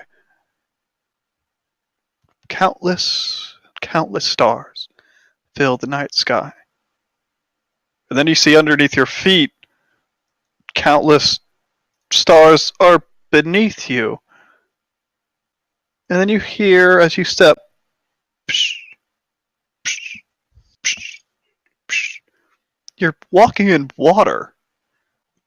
Maybe only half an inch or so, but it creates this mirror-like surface beneath you as you walk out into just this great expanse of stars reflected in the water beneath you.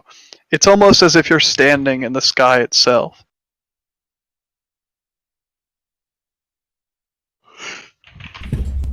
Well, this certainly is something to behold. As you walk further in, you can hear behind you for just a moment. Psh, psh, psh. As you turn, you're almost blinded for a second. There is a glittering of light coming off this person as you notice this tall woman with a beautiful dress that almost seems to be made up of glass itself, that's shimmering and reflecting countless different angles as you can see the reflection of the light and the stars above and below. Even her hair is a strange, almost glass-like substance. As she turns to you with a smile on her face, as she holds what looks like a strange mask of sorts, made up of glass, that she just drops to the ground, and it shatters, as it seems like the glass just sort of floats upwards into the sky above.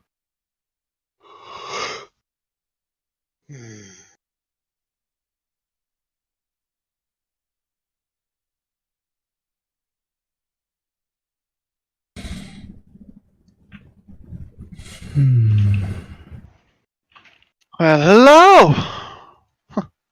Welcome!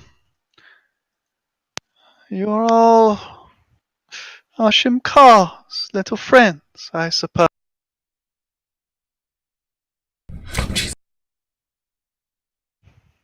Yoda got fat. I smile. He's basically just the size of a woman standing, maybe 5'7", 5'8", or so. We are Huh. the Outriders. I expected more books. I'm not actually a fan of books. They're closed off, something you have to dig through to find. I prefer something more open. As you can see, she just reaches up above her and plucks out a star out of the sky. As she spreads it between her fingers, and it turns in to this mask. Knowledge is a beautiful thing. I think it should be easily accessed. Plucked right out in front of you. Also, books can be, well, a bit drab as she throws the mask off to one side and hits the ground, starts to just break and flutter back up into the sky. That and they smell.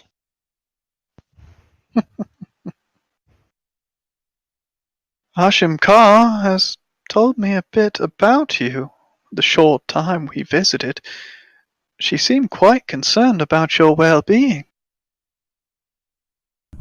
Where is she? Where'd she go? Get out of here, you. Oh, she did. She did. Let me go find her. NPCs, Dungeon Sands, top of the list. I know where she is. Oh, she did. Tobin ate her and consumed her power. Make her shoot. Yeah. Okay, so now we're just gonna put Yolder on the back right there. Oh, I do face in the same direction, don't I? Neat. Hopefully she said good things, are you? Of course. She seems very fond of you all. I may have seen your praises a bit. Who did that? Who did it? Oh. Do you have God who did. questions for me or something? Or are you just coming for a pleasant visit? I mean, obviously, a pleasant visit after we have a few questions. Very well. I mean, obviously, I know Ivor has a question. Ivor, what's your question? And this is when we'll come back to it in a few weeks when Peter's back. But, Oh, yeah. perfect. Well, he's been with Ogma right now, so he might die. He's in Bookland. Okay, he's gonna He's die. in the world, the universe's last borders. Ivor can't even read, so he's done.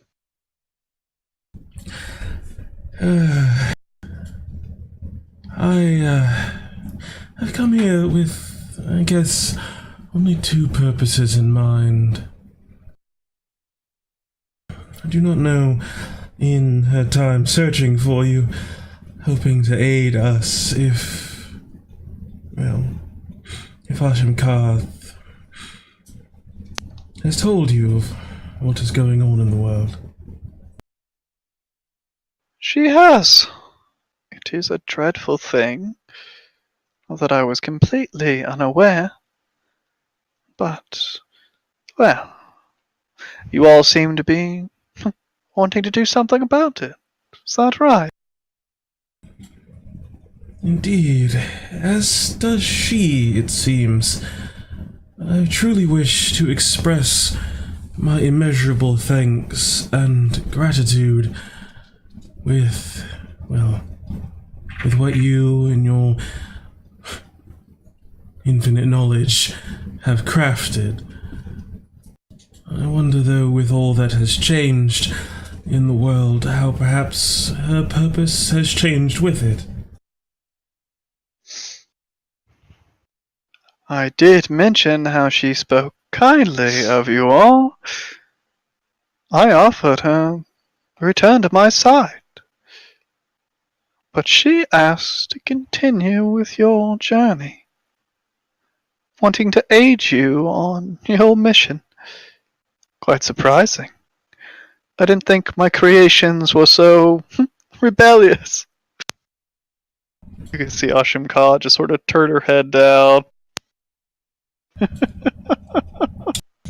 I'm just, genuinely surprised.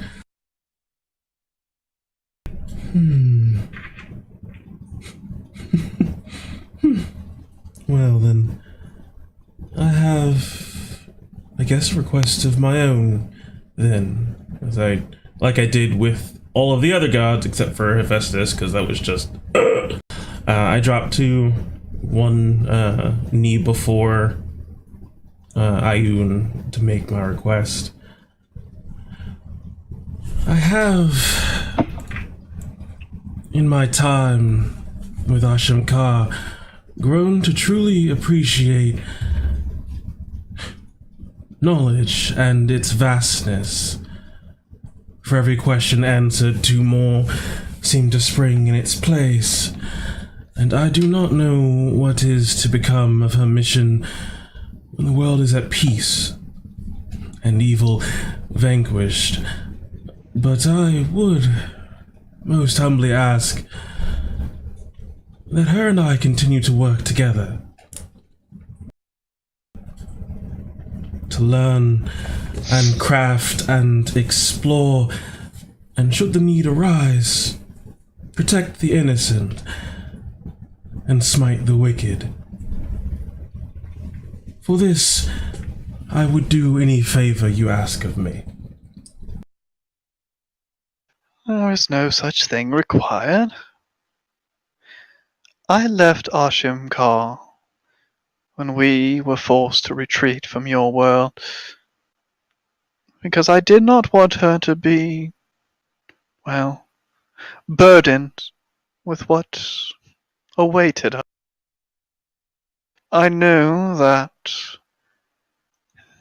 Elysium would not find peace. At least, well, it would lose it very quickly. I wanted to free poor Ashimkar that.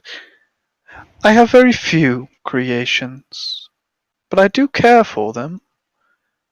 I wanted to live a bit free, although I understand my folly. The limitations I put on her were required, but sadly quite strict. She lived, but, well, I suppose without my conversation it could have been quite dull for her. I am sorry. No, please, you don't need to. No, I'm sorry. It's okay. So, I have the same wish now that I did then. If she did want to return to my side, I would not stop her. But if she returned to your world, created newly, safe by your actions, I would love for her to live again. This place, sadly enough, has little use for her. I would welcome her company, but I even find myself idle much of the time.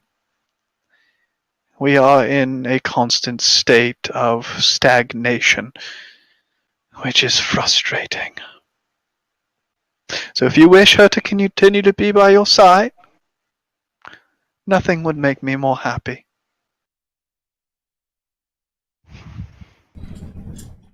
I just sort of half pivot, half turn, like just my head to Ashimkar. Then this mess with Karsith is at an end. Would you travel with me? I have already spoken to my mistress. It was difficult.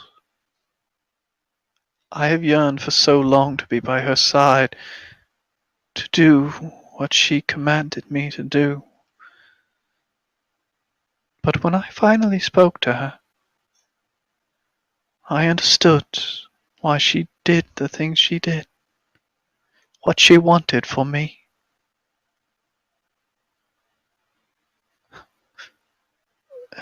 And I find myself enjoying our time together. It gave me another purpose, and it was fun. Oh yes, I would love to.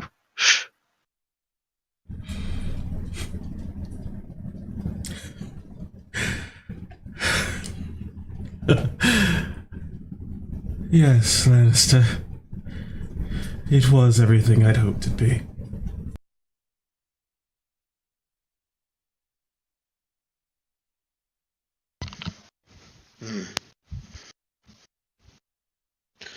Well,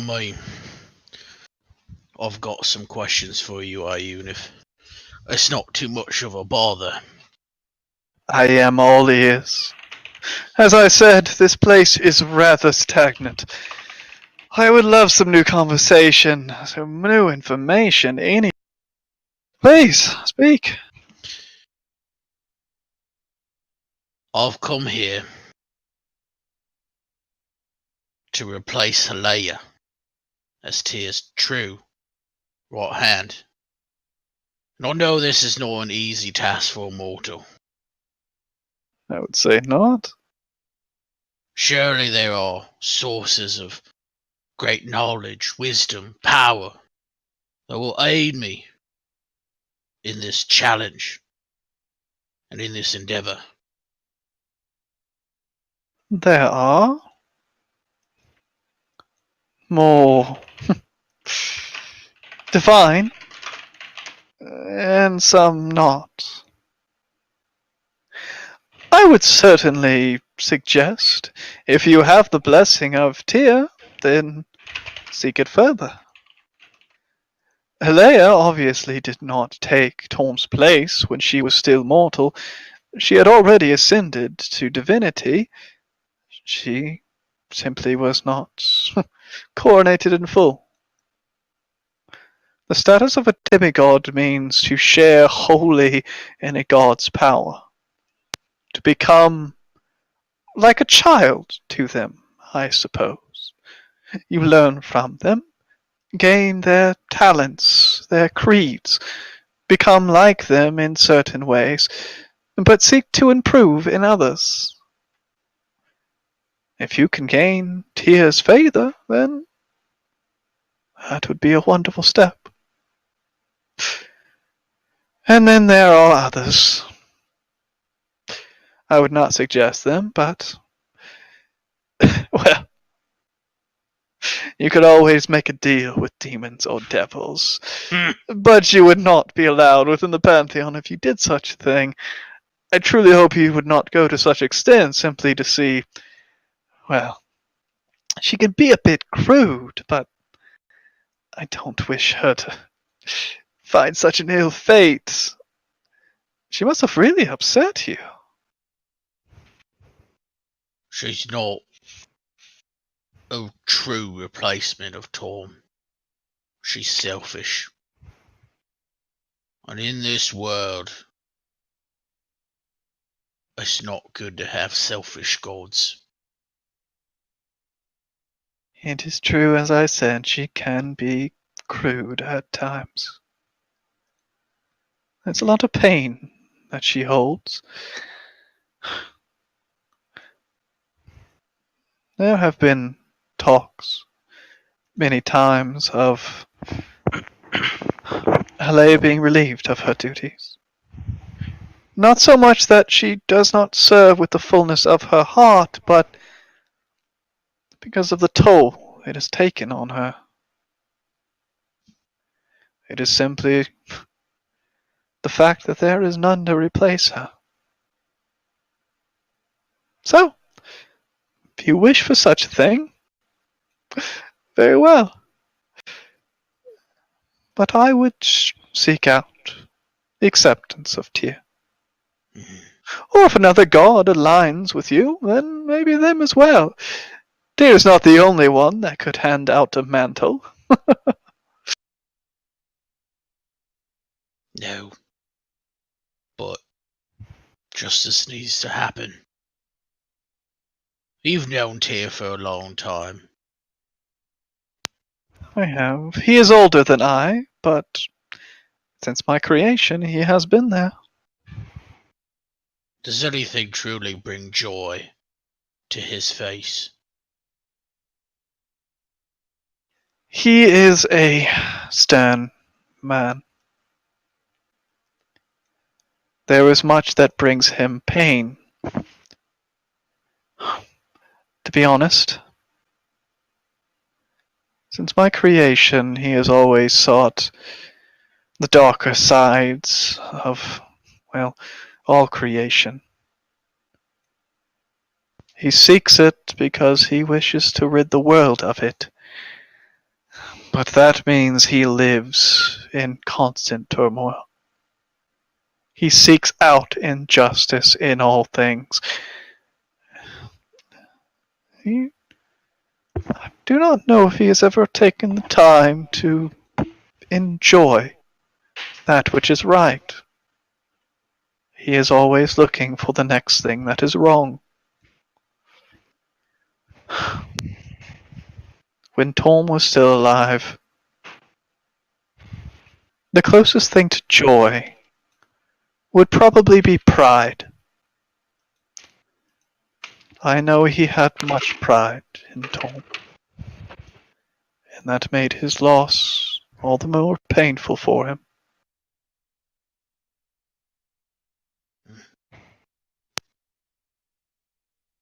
Well, hopefully we can bring that sense of pride in once again. I certainly wish you good luck on that.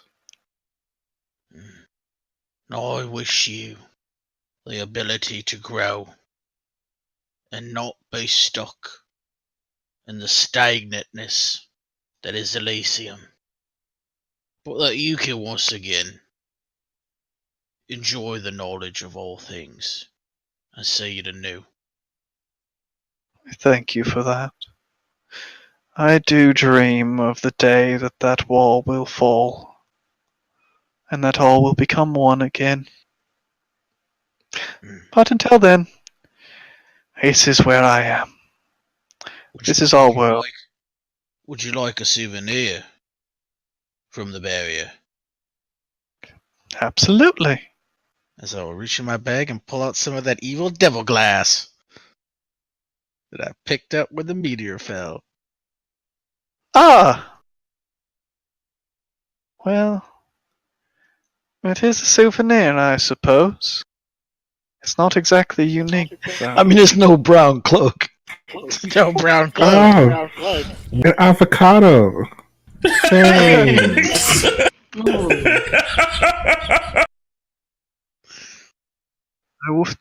Although it does bring some hope that this is broken the way it is, and also quite a bit of worry. It is not meant to break in this way. But thank you, nonetheless. What happens if it fully shatters?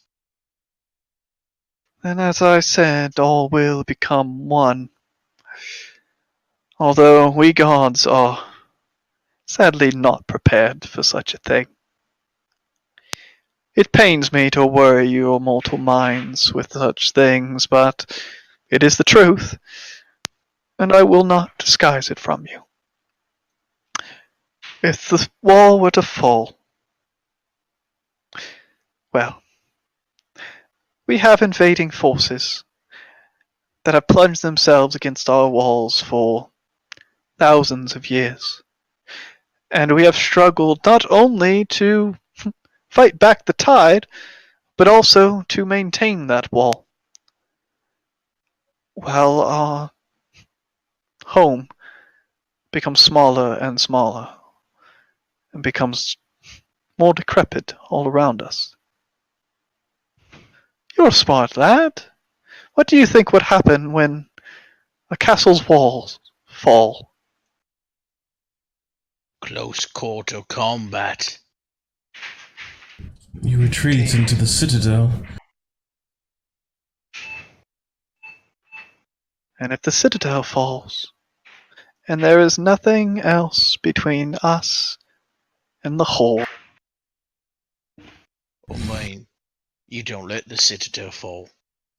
As the walls fall, you ride out. You flank them. You destroy their supply lines. And you take the battle to where they are weakest. Where they don't suspect a battle. That is the war that we fought for countless ages, even before I came to existence. And we had those that were quite good at it, but that is not the war we fight now.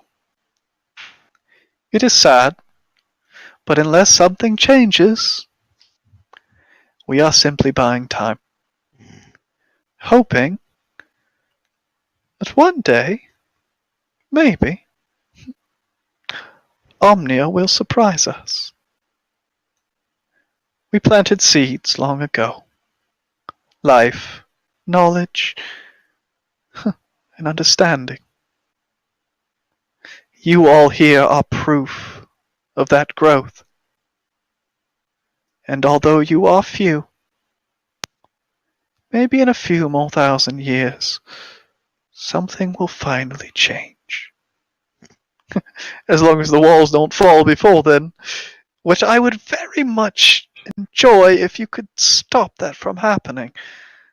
This Karseth and Bane, well, he is a very serious crack in the walls. It really does need to be mended. Well, if anyone can mend a break, she can.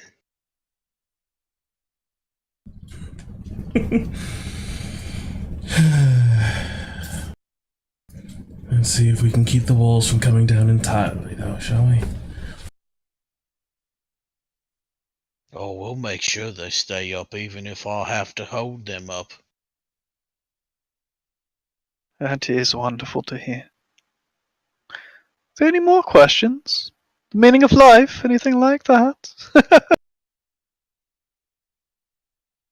Do you really want to have to answer that question? I just look over, look at Cinder, look at Desmond, look at Tobin. It's like, let me grab my questions to ask Judo Christian God if I ever meet him list. Let's see! Can you make a boulder that's too heavy that you can't let? Yes, D&D gods can do that.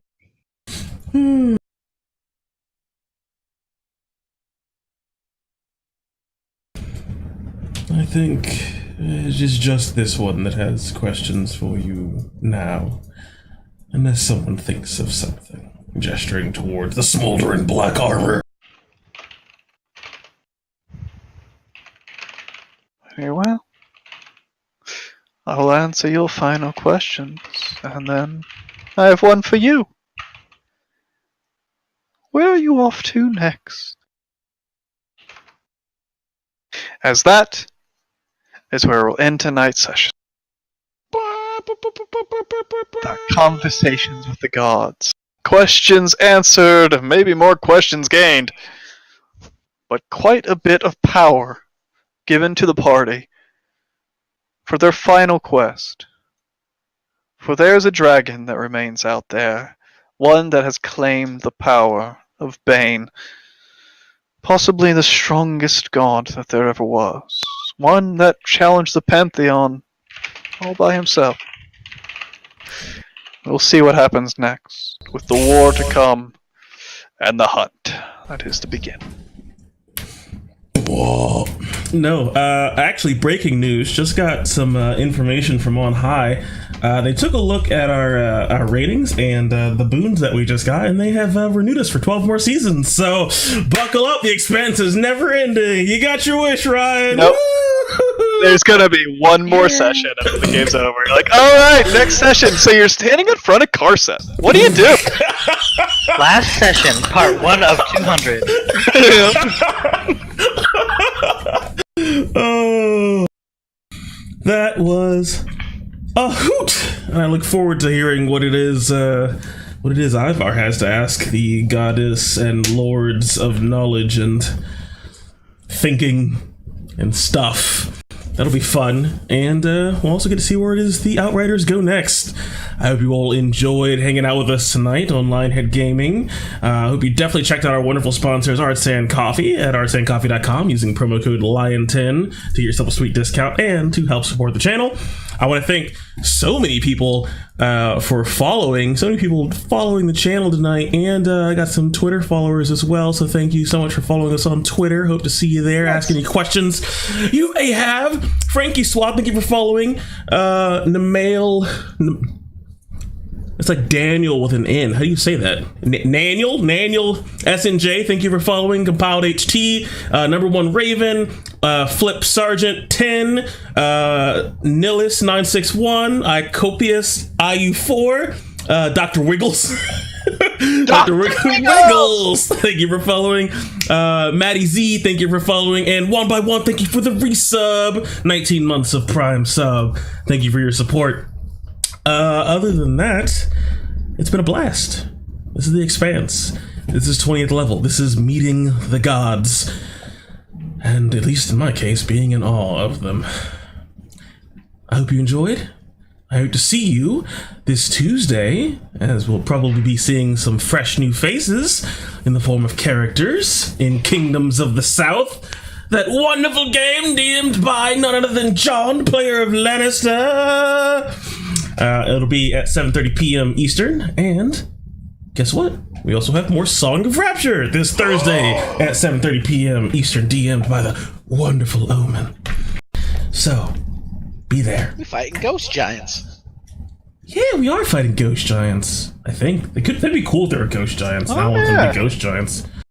Ghost, stone, earth elemental, doom machines. No, storm. It's storm, not stone. Storm. Oh, you're right. We're gonna fight forest storm giants at level 6, 7, something. We're all gonna die. Be there. Watch the TPK. And that's it. As always, may your dice roll 20s, and you always make your saves. Toodles.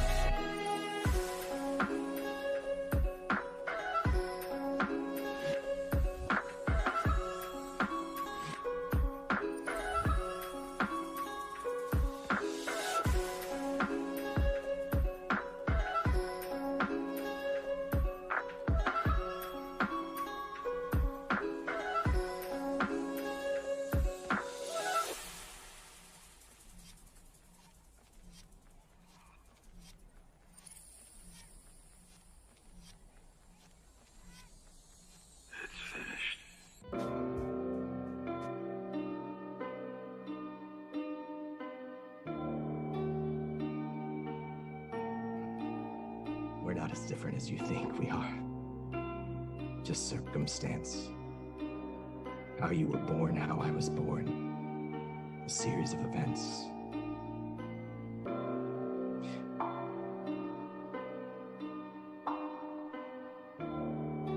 So how are you gonna do it? How do you wish it done? He looks to Avrin. Alone. Avrin. Please, no.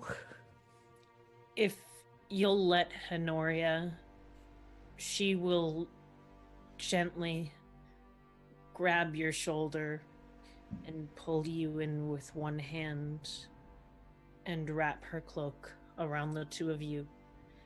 And with a mother's touch, just hold the back of your head while looking at Reardon and trying to communicate with her eyes quickly. Before she does, Avrin leans down and kisses Hawthorne. Does Rokon try to stop him or pull him away? He's keeping him in one place locked down. So he doesn't want to move him any further, but he just wants to prevent him from being able to do anything.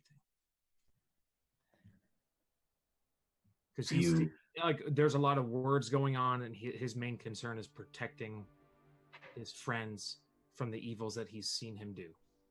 He doesn't try to move. His lips move just a little bit in the kiss. He does kiss back, but there's not much left in him now. His eyes stay open, staring into yours as you embrace. I love you. Huh.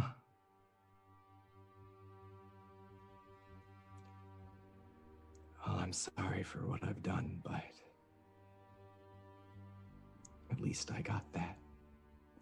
Finally. And she'll let Honoria pull her away. Honoria will start recounting some pointless tale in her ears as gentle whispers, trying to give her the mercy of some sound covering what cannot be covered. She looks to Sir Reardon and Rokon.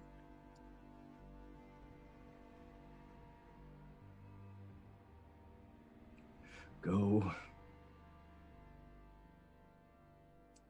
find her. Night.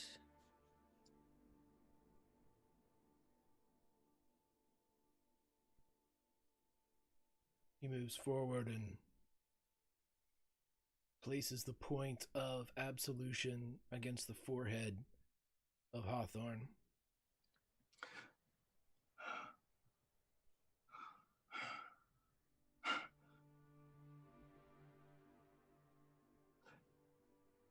Love. And closes his eyes. He drives it home.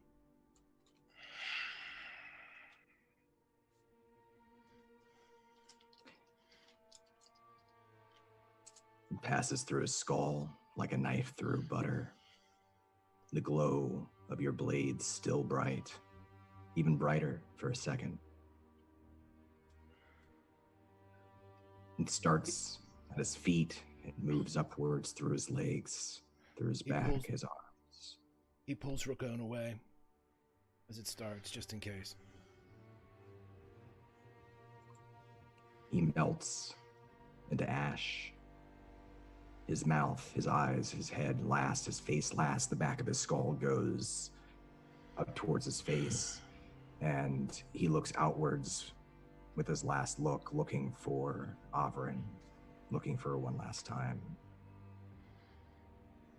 No. And that's gone.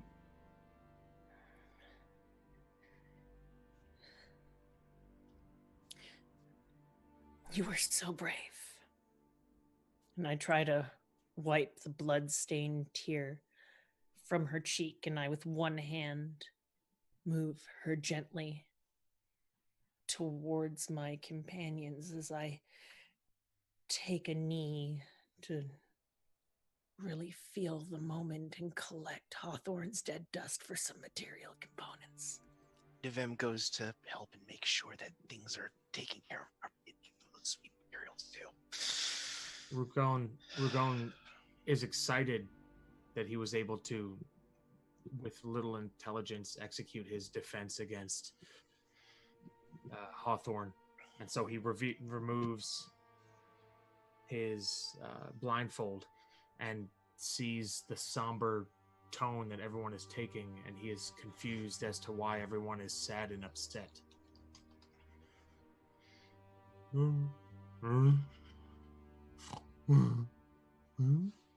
Riordan will smile at him.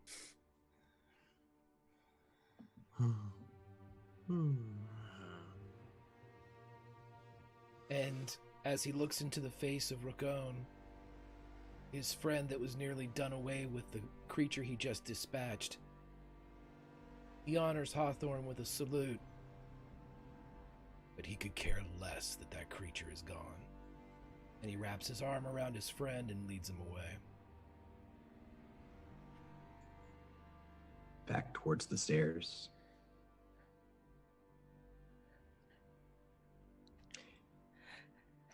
Is everyone else leaving?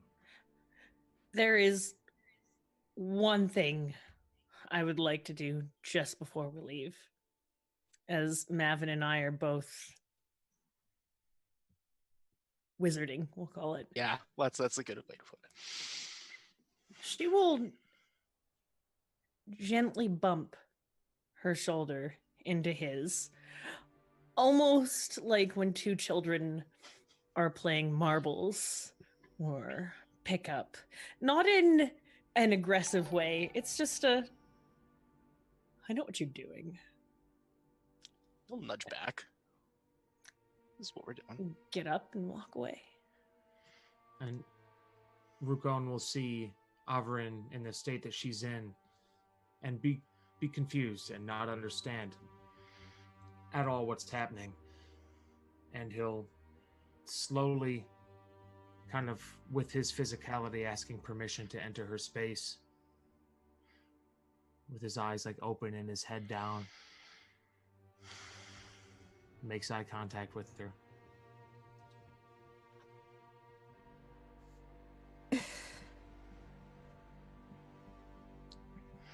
Hi.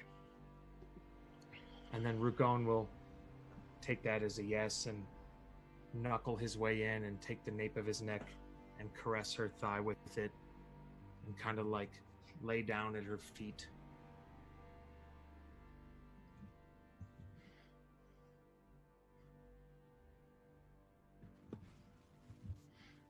She'll lean down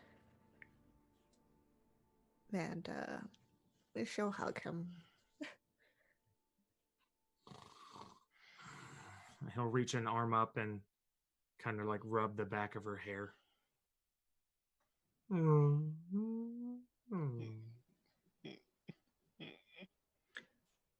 Sir Riordan, Navem, roll me perception checks.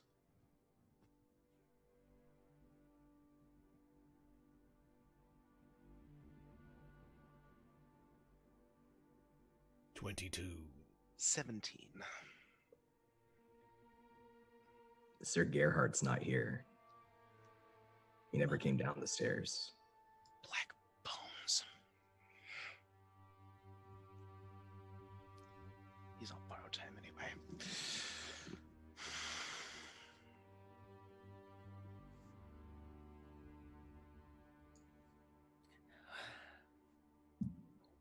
Where is the serpent?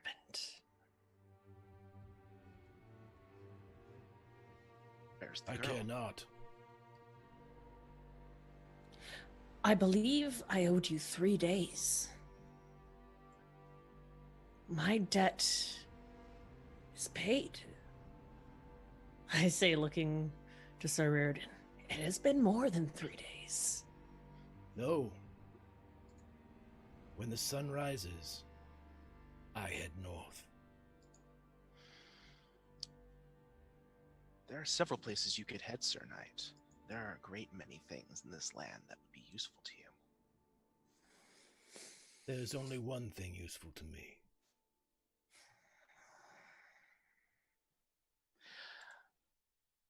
Yes, but should you wish, you may not confront the usurper without extra assistance.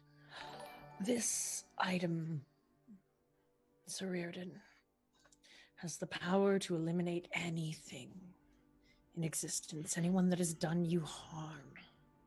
Anyone that has done... She lets that hang in the air, not wanting to betray the love of a certain golden-haired general. Sounds like a coward's weapon. I will face him. There are other ways, other beings. We are running out of time. The longer we wait, the longer that those that are in his imprisonment must suffer. Do you know what a death knight can do to a person? Do you know the story of the Lord and what he likes to do to women? I am very well aware of the... How is Riordan reacting as I'm saying this?